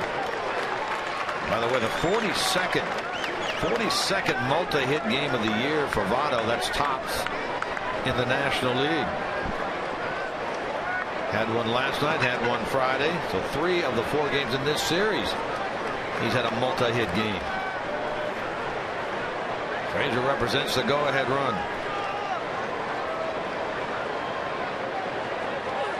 And we mentioned that Los Angeles experienced a heat wave this weekend. Temperatures expected to drop way down starting tomorrow, but today the game time temperature 98 degrees. It's a tough place to play, maybe even tougher to watch a ball game. There's the fan they gave away, the little Mr. fan. I wonder if Jim Day has his working right now. I think he's in search of a couple of others. He's already gone through his first one. There he goes. How we looking? He's looking like a sheik. Turner, Hernandez, Gonzalez, double play. Around the horn it goes. Dodgers turn it.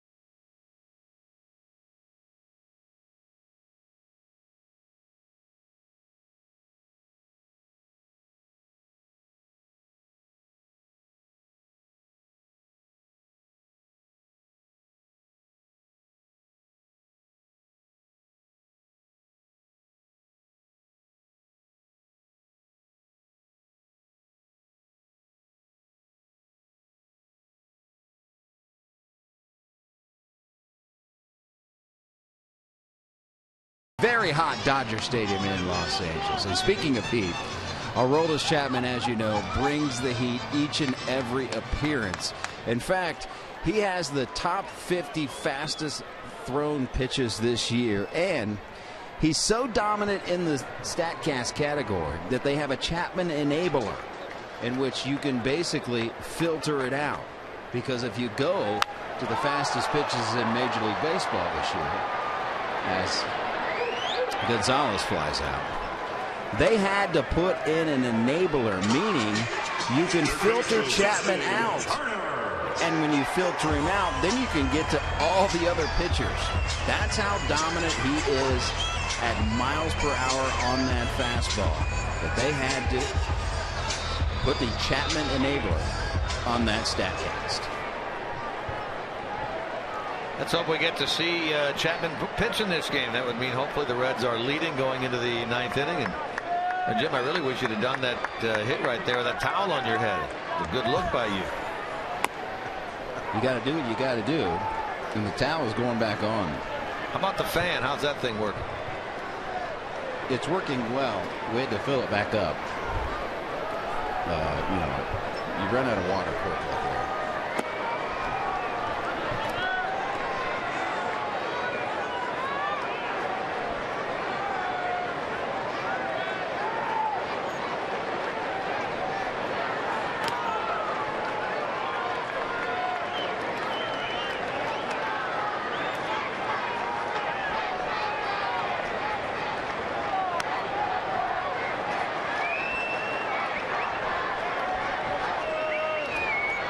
Turner with one out here in the bottom of the 6th. He sends one high and into left field. Marlon Byrd camps under. 2 fly balls, 2 out here in the bottom of the 6th inning. 4 in a row by DeSclafani since the home runs.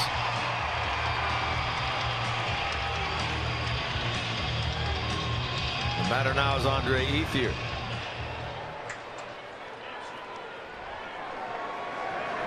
Ethier has popped up and struck out.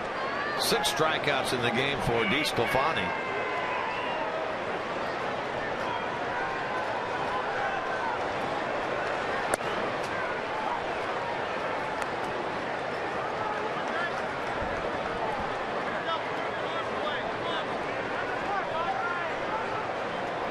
The home run ball, the difference in this game for the Dodgers. Ethier gets his first hit of the game. Dodgers have homered 9 times Right fielder, in this series. 4 yesterday, 2 so far today. Puig's the batter. He singled and struck out. Big strikeout of Puig back in the 4th inning by DeSclafani. 2 on, nobody out for the Dodgers. Turner then flied out. Ethier struck out, and Puig chased one low and away for a strikeout, keeping the game scoreless at that time. And he'll pop one up. Phillips, inning over. Quick work made of the Dodgers in the bottom of the 6th by Anthony DeSclafani.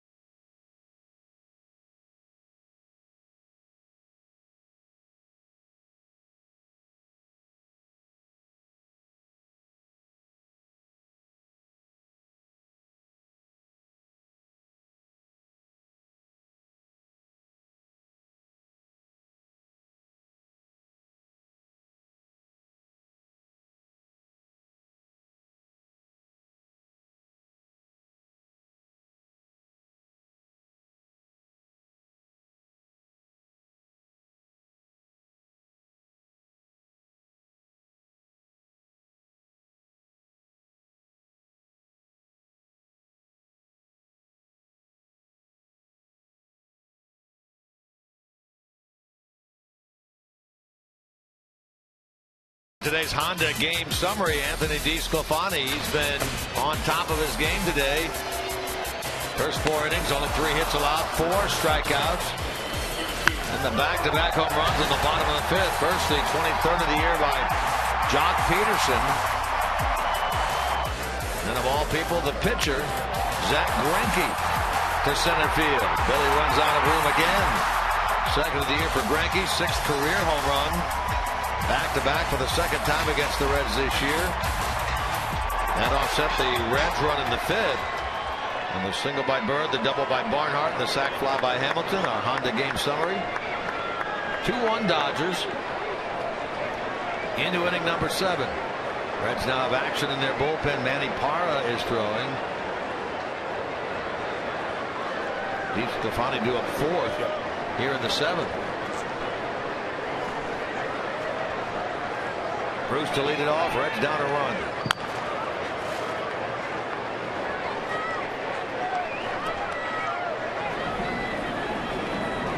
There's Manny.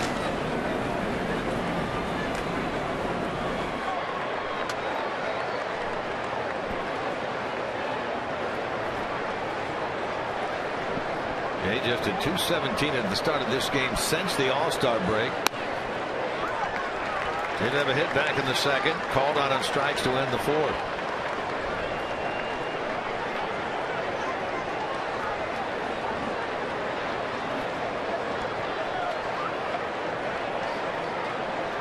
Shift on for Jay, although not as elaborate as we've seen some other clubs do. As Jay swings at that one and bounces in the dirt, he strikes out. That's 8 of them now for Greinke. You know, watching Zach Greinke pitch and then watching also the delivery of Anthony DeSclafani, you can see why DeSclafani kind of models himself after Greinke. Greinke on the left. DeSclafani has a little bit of a hip turn right there. Both of these guys really get a lot of power right there when they start their move to the plate. They use that hip to stay closed, fire off the rubber. But it's where you stay over the rubber as long as you possibly can. And they both have that little move right there. And if you watch them closely, even in real time, you can pick it up. Where instead of just lifting their leg up and then stepping towards the plate, they kind of cock their hip up a little bit. The front of their hip stays closed, and it gives them a chance to stay over the rubber a little bit longer, and gives them a lot of power when they do fire to the plate. We'll just take a look at Zach Greinke's motion from this standpoint here. Good angle right here to see what I'm talking about. And peek, and then right there is where he stays back.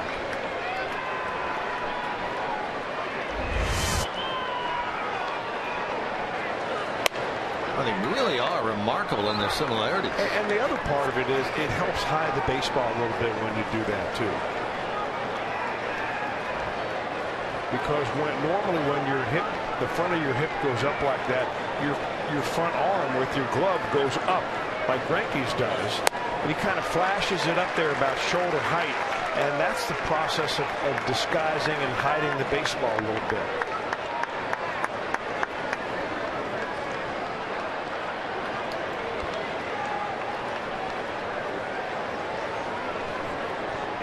Anthony has the helmet on. You can see in the dugout. He will bat 4th if the Reds get that far in this inning.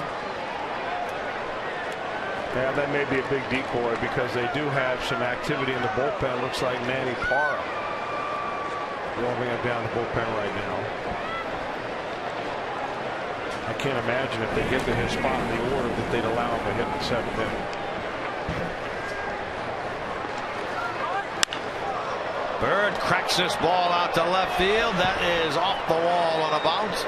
Ethier will get it back in, and Bird sliding into second has himself a double. For Marlon Bird, 2 for 3 today against a pitcher that normally he doesn't have much luck against.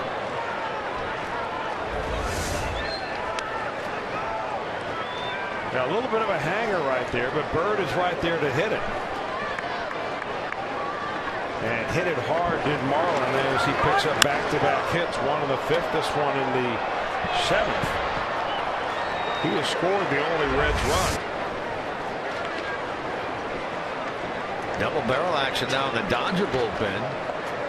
Jim Johnson right-hander, J.P. Howell left-hander. Meanwhile, Skip Schumacher has come out of the dugout. He is in the on-deck area for the Reds, the former Dodger.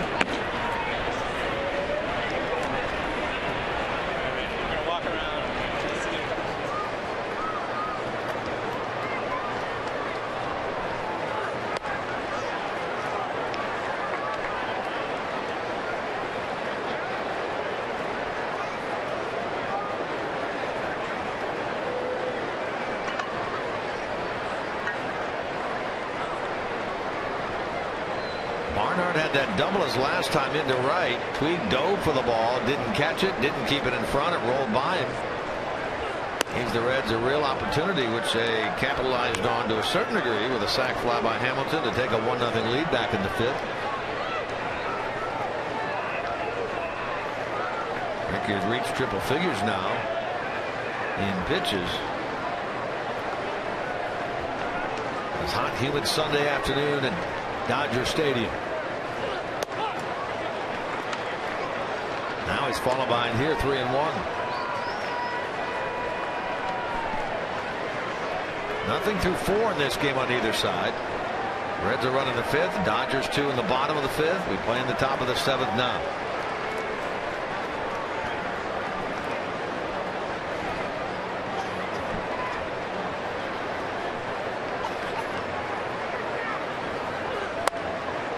Ball 4. First walk by Greinke. Puts Barnhart on for the second time today and gives the Reds 2 on with 1 out. Schumacher announced as the pinch hitter. Action continues in the Dodger bullpen. Grandal goes to the mound.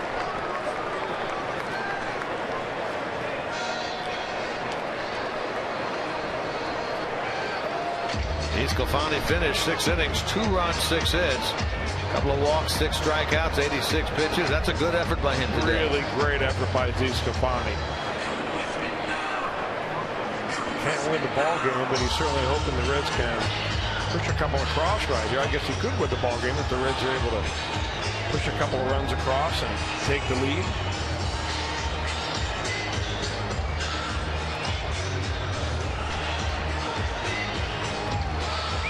Greg Honeycutt out there. Now he turns. That is the skipper. Yeah, pardon me.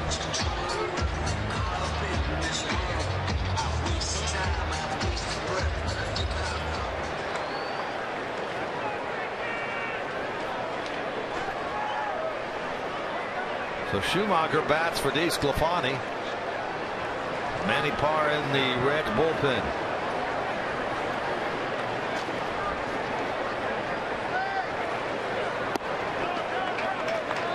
Skip on the year at 209 with 10 RBIs. He's had a lot of experience against Zach Greinke. He's had 24 at bats, 7 hits. That's a 292 batting average. So Brian Price waits for the perfect time to use him in the ball game.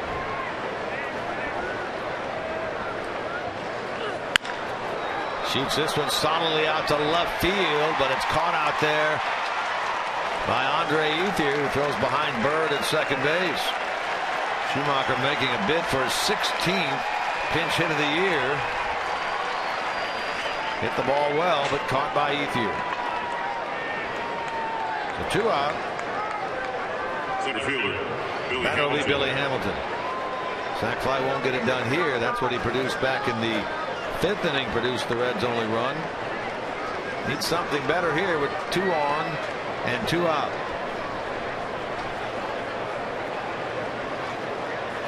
Greinke, meanwhile, trying to go 7 or more for the 14th time in 24 starts this year. Remarkable.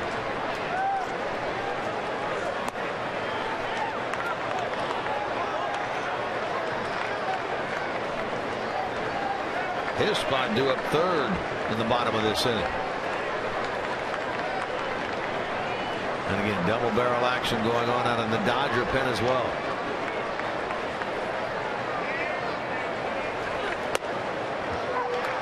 Billy thought it was high. Disagrees with Mike Estabrook. A ball, a strike.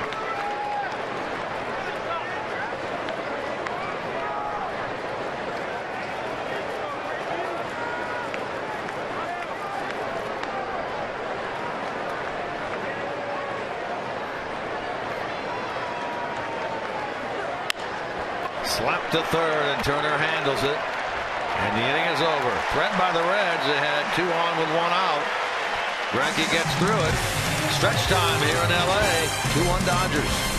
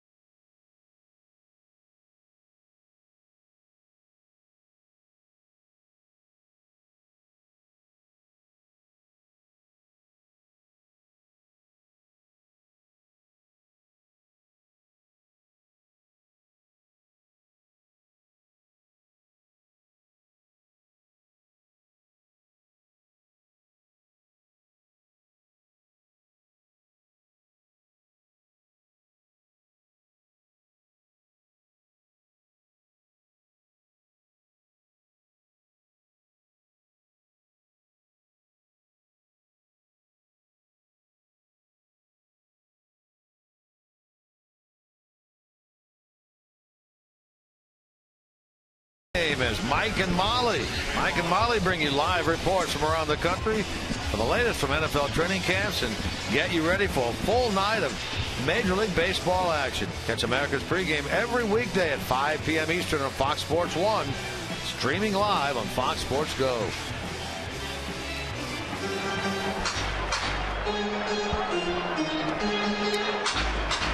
Anthony DeSclafani does his job this afternoon. Leads with a deficit, but 2 runs in 6 innings worth of work. Andy Parr takes over.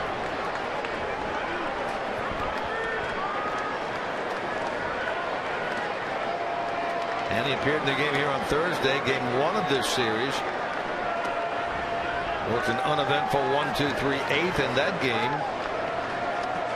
Look at the bottom 3 in the Dodger order here. Grandal. Good time to bring him in. Grandal, they'd rather have him right-handed, and of course Jock Peterson a lefty. The idea is to neutralize these 2 guys.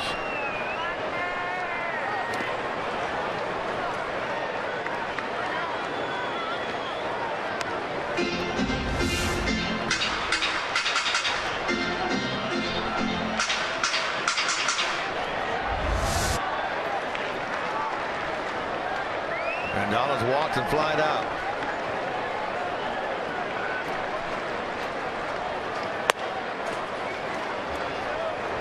Hits are even in this game at 6. The Zach Greinke home run is part of the back-to-back shots from Peterson and Greinke. The difference in this game, 2-1 LA.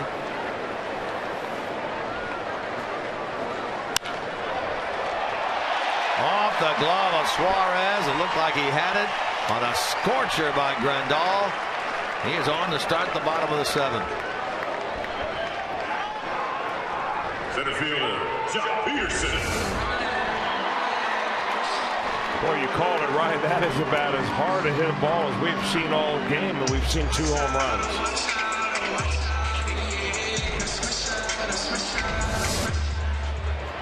Alex Guerrero is in the on-deck circle for the Dodgers, and Pedro Baez now throwing in the bullpen. Well, the question here, will the Dodgers try to sacrifice because you've got lefty on lefty, Parr versus Peterson. He's got 1 sacrifice this year, 1 last year. Maybe try and add a little on, or they're just going to let him swing away since they've got the lead with nothing to lose.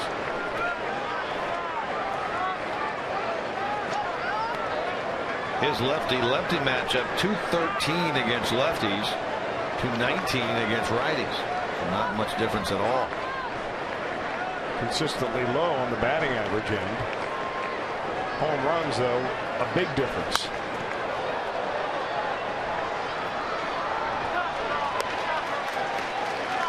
And 19 home runs coming into this game. And with the one hit today, 20 of his 23 batting left-handed. Yeah, and to be fair, he's probably got about 3 times as many at-bats, or more. Really, probably, yeah, at least 3 times as many at-bats, I think, from against right-handers and lefties. Yeah, I said batting left-handed against right-handed pitchers.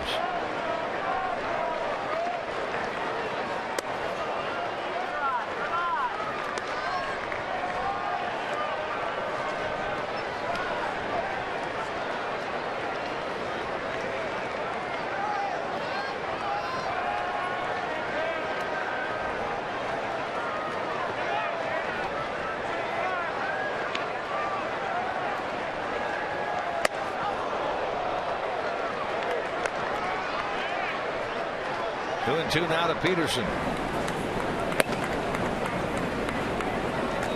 Badenhop now throwing in the Reds bullpen. Reds are on the top of the order in the 8th. And again, Alex Guerrero in the on-deck area to bat for Greinke.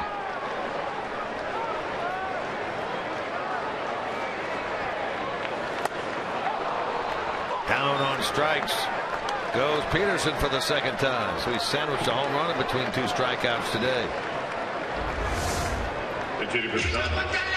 Number 7, Alex Guerrero.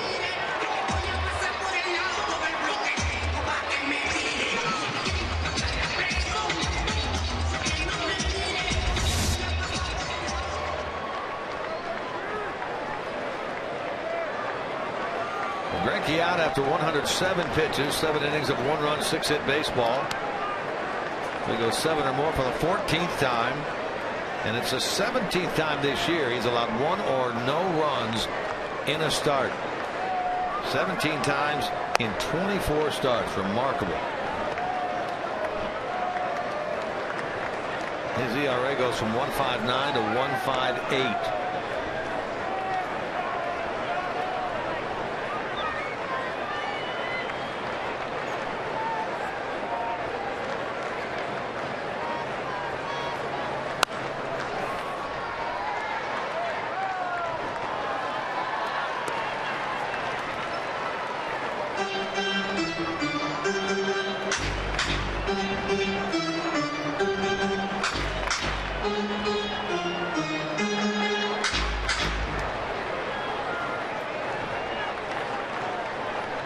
Leaded first by Grandal, held by Votto. Guerrero actually had a pinch hit single in the 8th inning last night.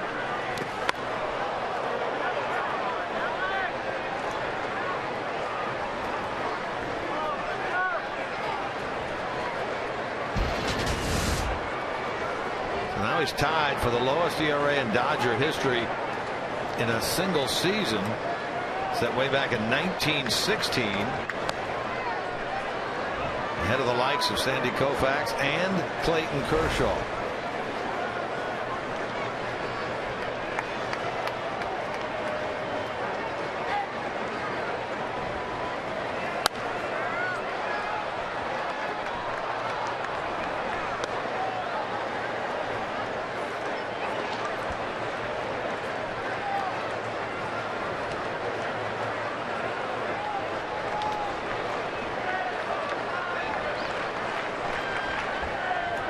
Top of the order featuring Jimmy Rollins waits on deck.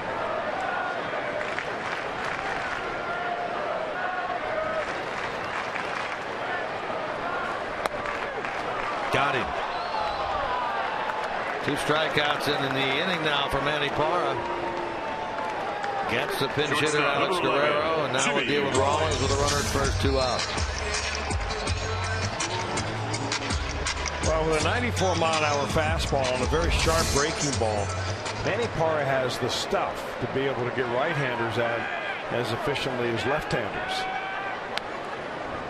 been sidelined by injuries this year. The Reds really haven't been able to take advantage of all of his assets because he's been on the sidelines.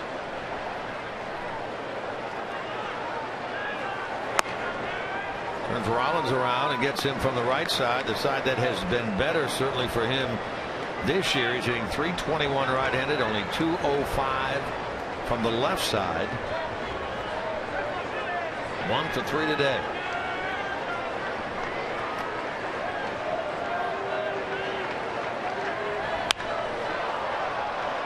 This should end the inning. Suarez out, Bird in. Bird calls him off. Bird makes the catch. Rollins gone, and a good 7th inning by Manny Parra. We head to the 8th. Reds still down a run. All right, Dodger fans, it's time for a quarter minute to.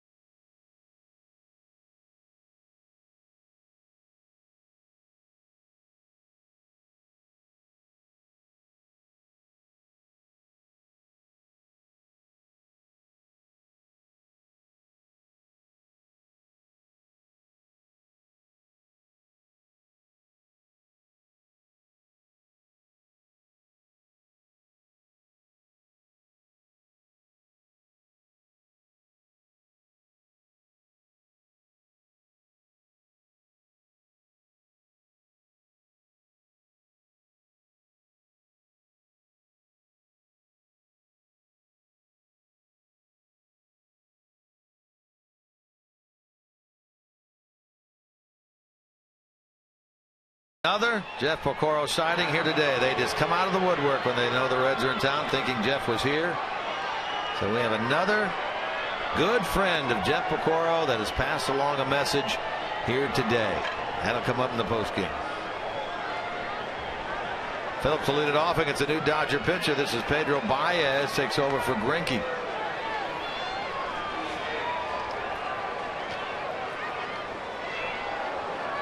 We've seen Pedro already in this series. In fact, a couple of times. Reds got a run off of him in the game that was started by Matt Latos.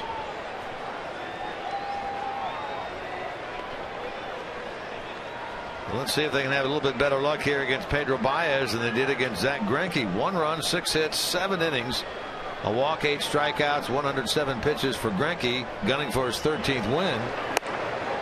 Baez in the 8th, and the Dodgers hope then Kenley Jansen in the 9th. Close this out. Reds, of course, have other ideas.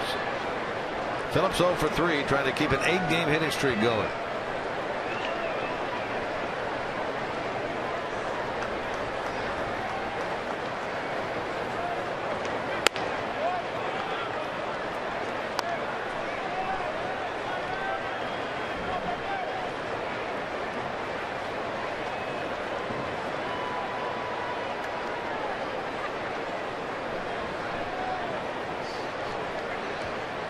Suarez on deck, then Votto. Top of the Reds order in the 8th, down a run.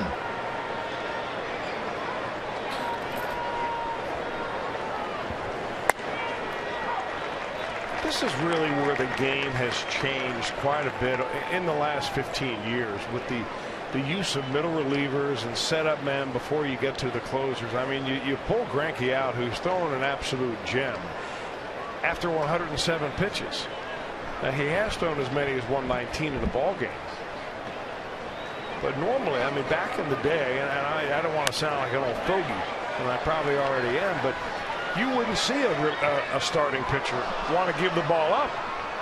Now, if you've got a hammer down the bullpen like a Aroldis Chapman, sure, you'd love to give the ball to him directly, or even Kenley Jansen. But it's the middle guys that often present the opportunity for the opposing teams, especially in a low-scoring one-run game like this. So the Reds are happy as can be to see anybody out there except Zach Greinke right now. And I understand and get what you're saying, but the heat, I would guess, has to have at least something to do with it today. It didn't seem like he was being bothered at all. Although I think in the 7th inning he threw 19 pitches, but I mean, he was just dominating. You have a much better idea of what you have, unless he went to them and said, hey, I mean, it's not like it wasn't hot 20 years ago. Right.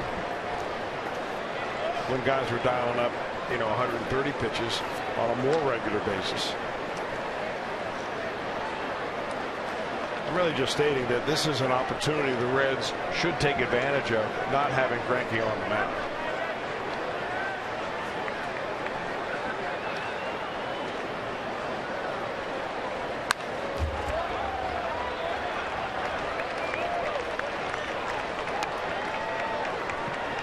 The emergence of those short relievers, whether it's a 7th inning guy or an 8th inning guy or a 9th inning guy, I mean, they come in and they throw as hard as they can for 1 inning.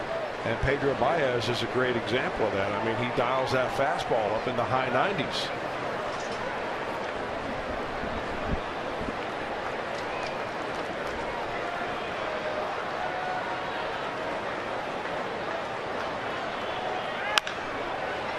Slowly toward Turner. He makes the play, and Phillips, who had battled against the right-hander Baez, goes out 5-3. Shortstop, number 7. You're into fantasy baseball. MLB.tv serves up real-time highlights and pitch tracking info on your out-of-market fantasy players live or on demand on over 400 devices. Blackout and other restrictions do apply. Get MLB.tv today.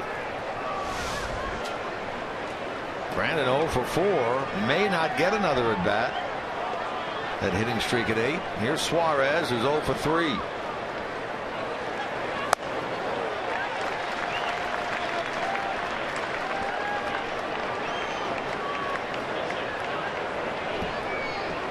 Votto waiting on deck.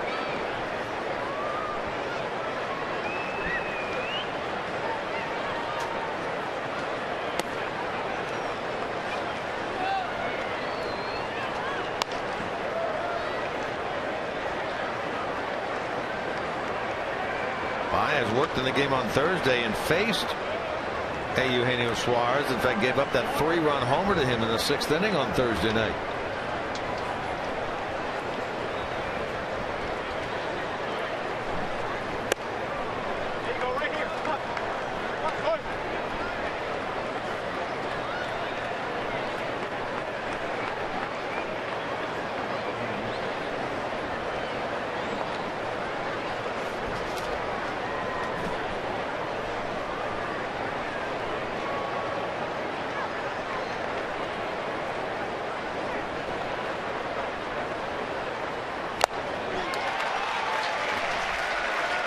Baez fell behind Phillips, got him on the ground ball, fell behind Suarez, now evens it with that swing and a miss at 2-2.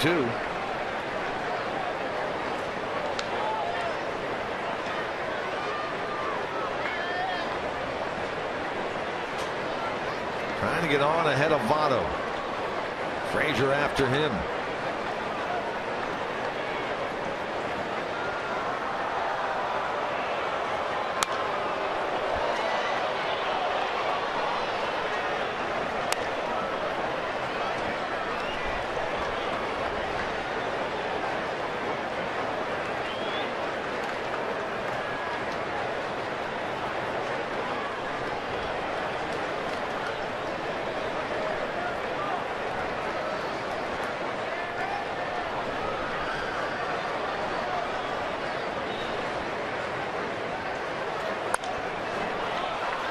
like Phillips, Suarez hanging in there, making Baez throw decent amount of pitches. He's thrown 13 now.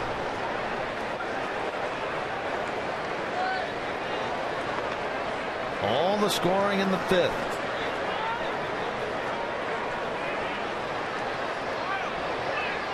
Sac fly, Hamilton, Reds. Back-to-back home runs, Jock Peterson, Zach Greinke, Dodgers.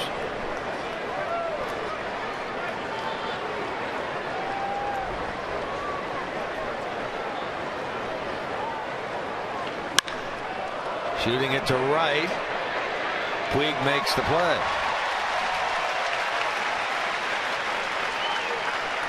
And the hitter will be Votto. Been a while now, but back, I guess even back when you were playing, the Dodgers and the Reds were both in the same division, the National League West. The Reds used to make a lot of trips out here. Well, they did. They would come to the West Coast 3 times a year, and really when the schedules came out, the highest demand dates for tickets were those dates when Tommy Lasorda would bring his Blue Dodgers to town, and those weekends would see 150,000 people go through the turnstiles at Old Riverfront Stadium. Don Mattingly to the mound. The Dodgers will make a pitching change. J.P. Howell jogs on. This is our Skyline Chili. Call to the bullpen. We'll be back with more right after this.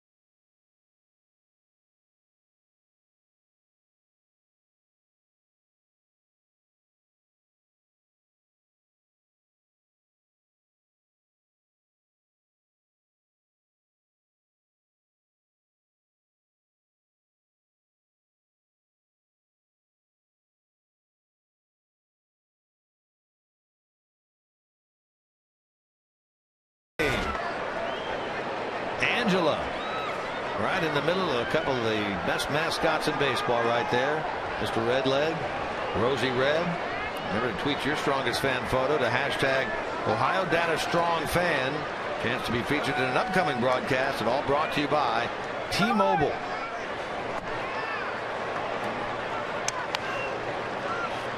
J.P. Howell brought in to face Joey Votto. Gave up a single to Votto on Thursday. Second appearance of this series.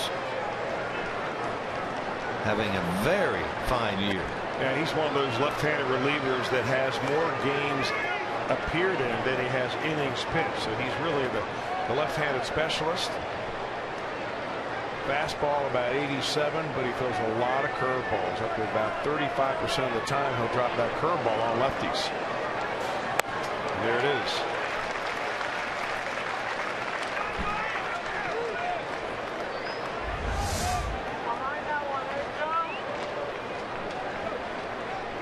That's a good swing by Votto. I mean, it's a 2-0 pitch, and you get a curveball, and you take a hack like that, and you're almost right on it. Laid off that one. And that's what amazes me about Votto right there, because when it comes out of your hand, you have to read it immediately as a breaking ball. And the better the eyes, the quicker you read it, the more you don't chase pitches off the plate. And Votto rarely, if ever, chases those pitches.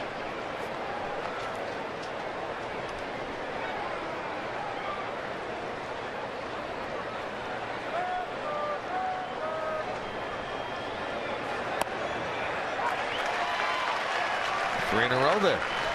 Why not?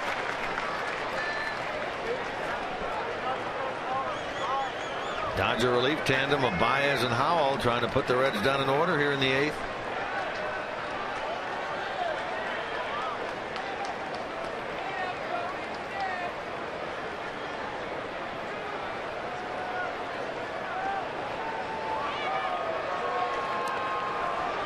And ball 4. So the Reds get a base runner. Tying run on with 2 out here in the 8th. Joey Votto on base 3 times again today. Third baseman number 21, Todd Frazier. Don Mattingly makes his way out of the dugout. Howell is in there to face one batter, Votto. Bring their closer in. And they're looking to Kenley Jansen with a runner aboard and 2 out here in the top of the 8th. Dodgers will make a pitching change. Jansen saved it the other night. Big Kenley Jansen jogs in here.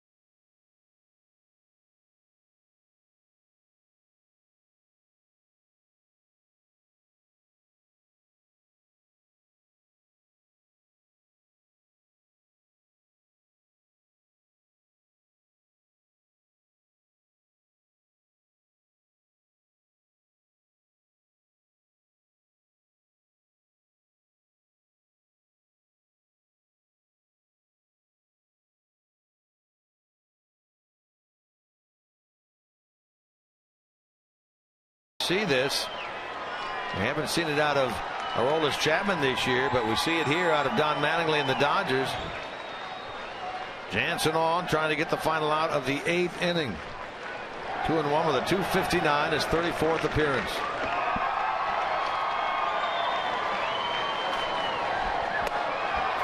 The big hard-throwing right-hander really does not feature much of a fastball. He does throw it hard when he does throw it, but it's only about 2 out of every 100 pitches. What he throws is a cut fastball, which he throws in the mid-90s, has a little bit of a movement away from right-handers.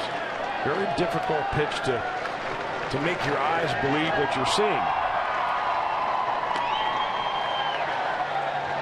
Dodgers signed him out of Curacao, Kenley Geronimo Jansen. He was a catcher when they signed him. In fact, he was a catcher for the Netherlands in the 2009 World Baseball Classic.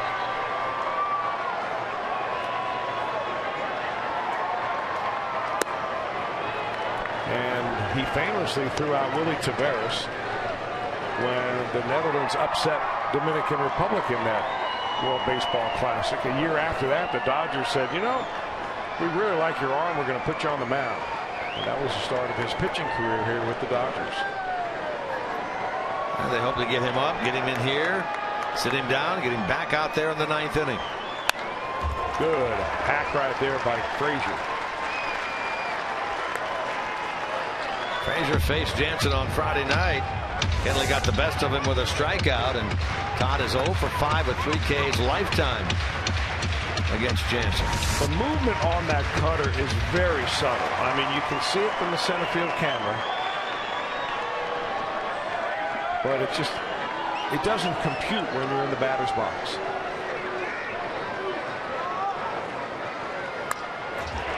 Got a piece of it, barely. J.J. Hoover up and throwing in the Reds bullpen. Jansen actually started the season on the disabled list, didn't make his debut this year until May the 15th. He's converted 16 consecutive save opportunities, 23 for 24 this year.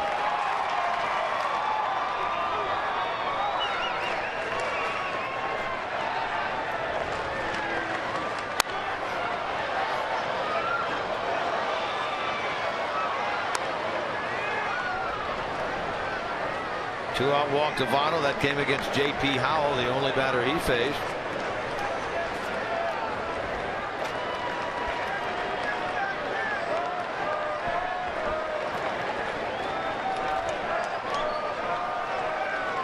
Jay Bruce on deck.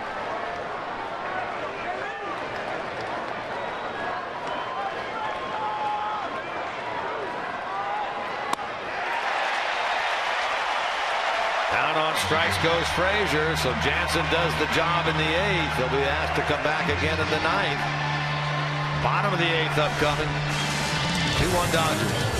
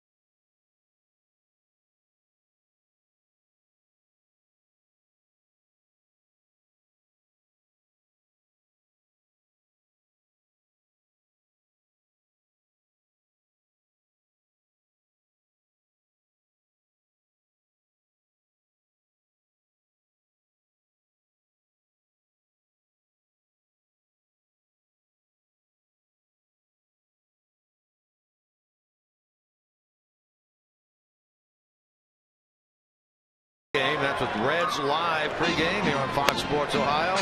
Reds Live pregame coverage presented by Ray St. Clair Roofing. Off day tomorrow, but then back home of the Reds against the Kansas City Royals. Former Red Edinson Volquez will start game 1 of that 2-game get-together against Raisel Iglesias. Then Kivas Sampson matched up against Jeremy Guthrie in game 2. Both games here on Fox Sports Ohio. Coverage both days begins at 6:30. First pitch at 7:10. J.J. Hoover takes over.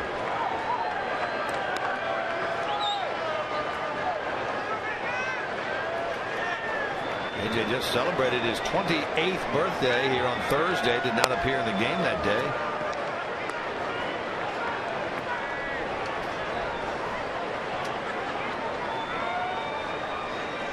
He gets Hernandez, Gonzalez, and Turner in the bottom of the 8th, trying to keep it a 1-run game.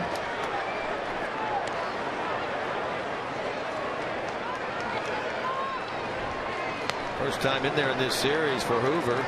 He gets the hot-hitting Kike Hernandez. 1 for 3 today. 8 for 16 in the series.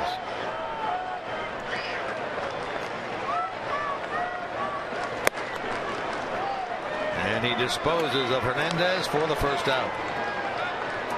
First baseman 9 of them now in terms of Red strikeouts from their pitchers today.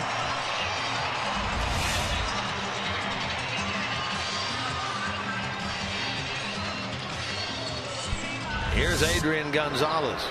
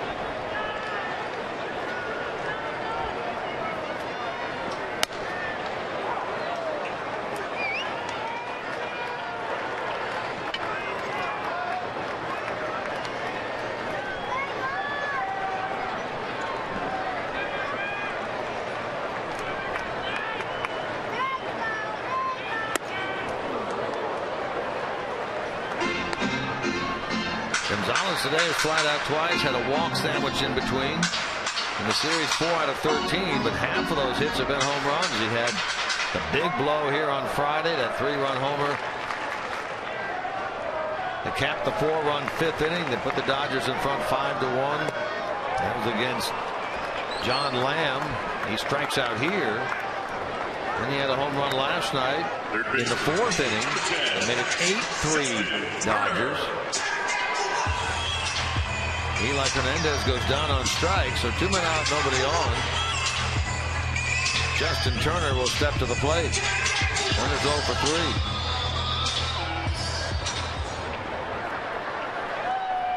3. Reds in the 9th inning. Lefty Bruce, righty Bird, switch hitter Barnhart against Kenley Jansen. Dodgers trying to take 3 out of 4. Reds trying to split this 4-game series. Go home 4-6 on the 10-game road trip.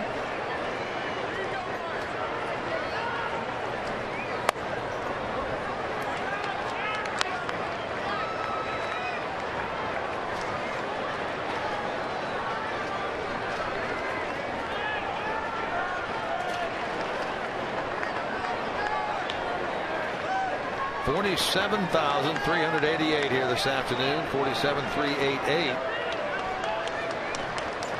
40,000 plus for all 4 games here at Dodger Stadium.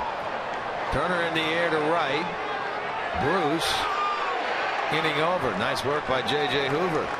Reds come up one last time. 9th inning. Down a run, 2-1.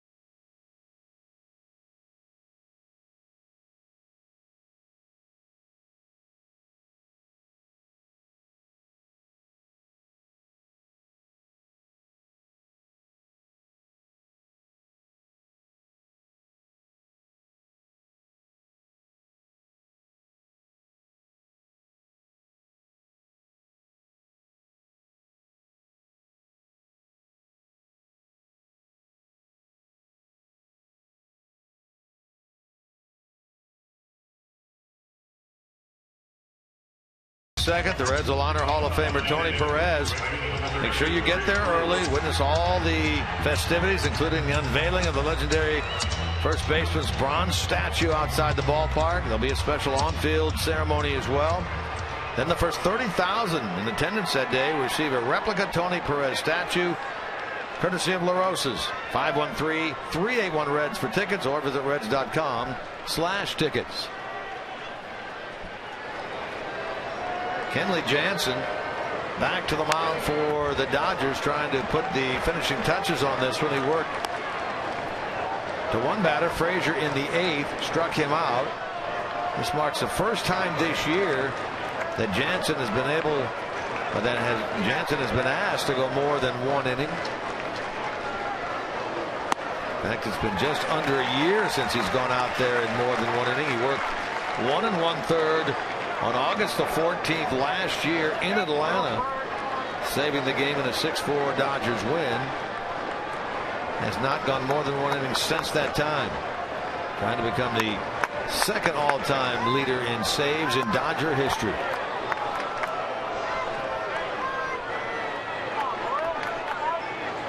Bruce is 1 out of 3.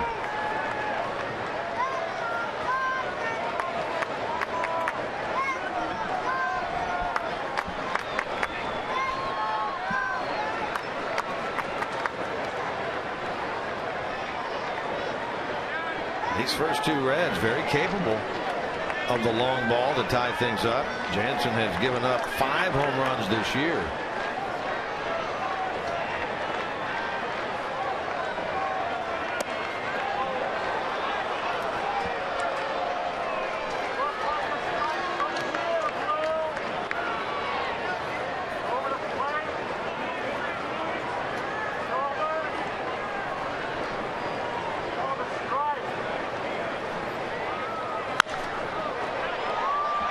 That will get out of play.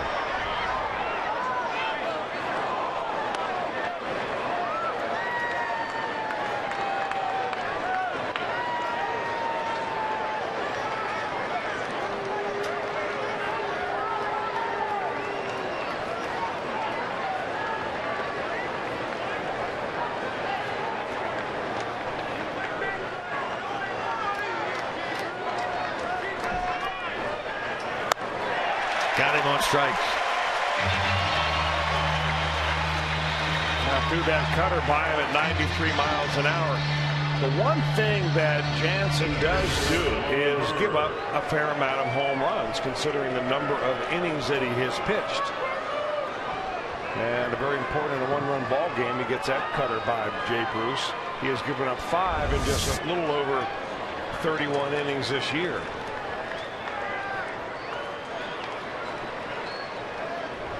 Here's Bird. He's 2 for 3 today. A single and a double against the Dodgers starter Greinke. Gunning for his 20th home run if he can get it. Reds down 2-1, 9th inning.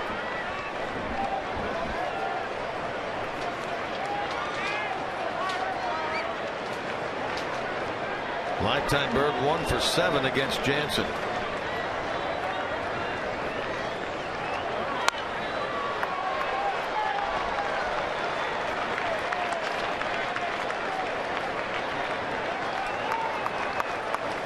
Tucker Barnhart on deck.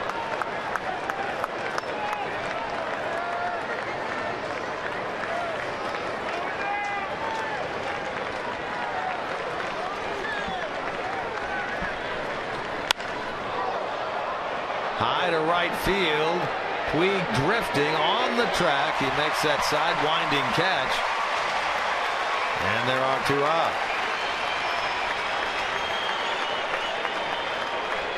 Catcher number 16, Tucker Barnhart. Are you telling the story that he learned to catch the ball that way? He doesn't do that for show? Was that you telling me that? No, it was not me. Catches that thing off to the side all the time. 2 out. Here's Barnhart. Brian Pena emerges from the dugout.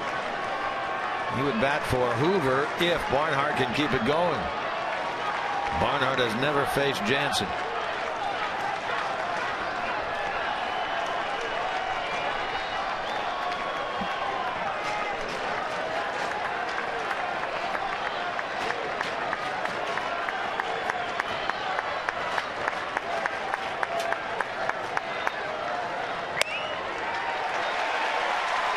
Tucker today a hit and a walk. He's been on twice.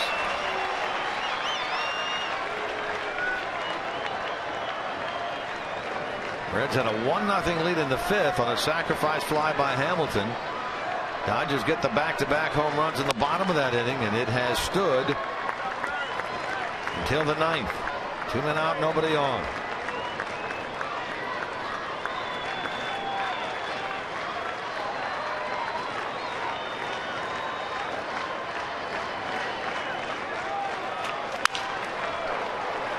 Broke his bat in the process. Now he's down a ball, 2 strikes.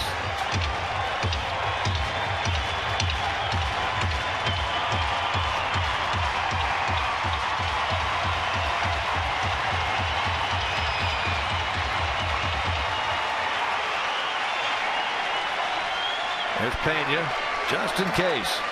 Hopefully we'll get a chance to see him back.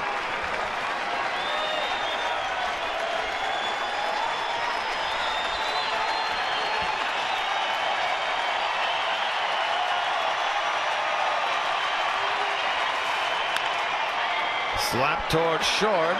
Rollins got him. The game is over. Dodgers win 3 out of 4 against the Redlegs. They win today behind Zach Greinke's 13th win. 7 innings with a 1-run, 8 strikeout baseball.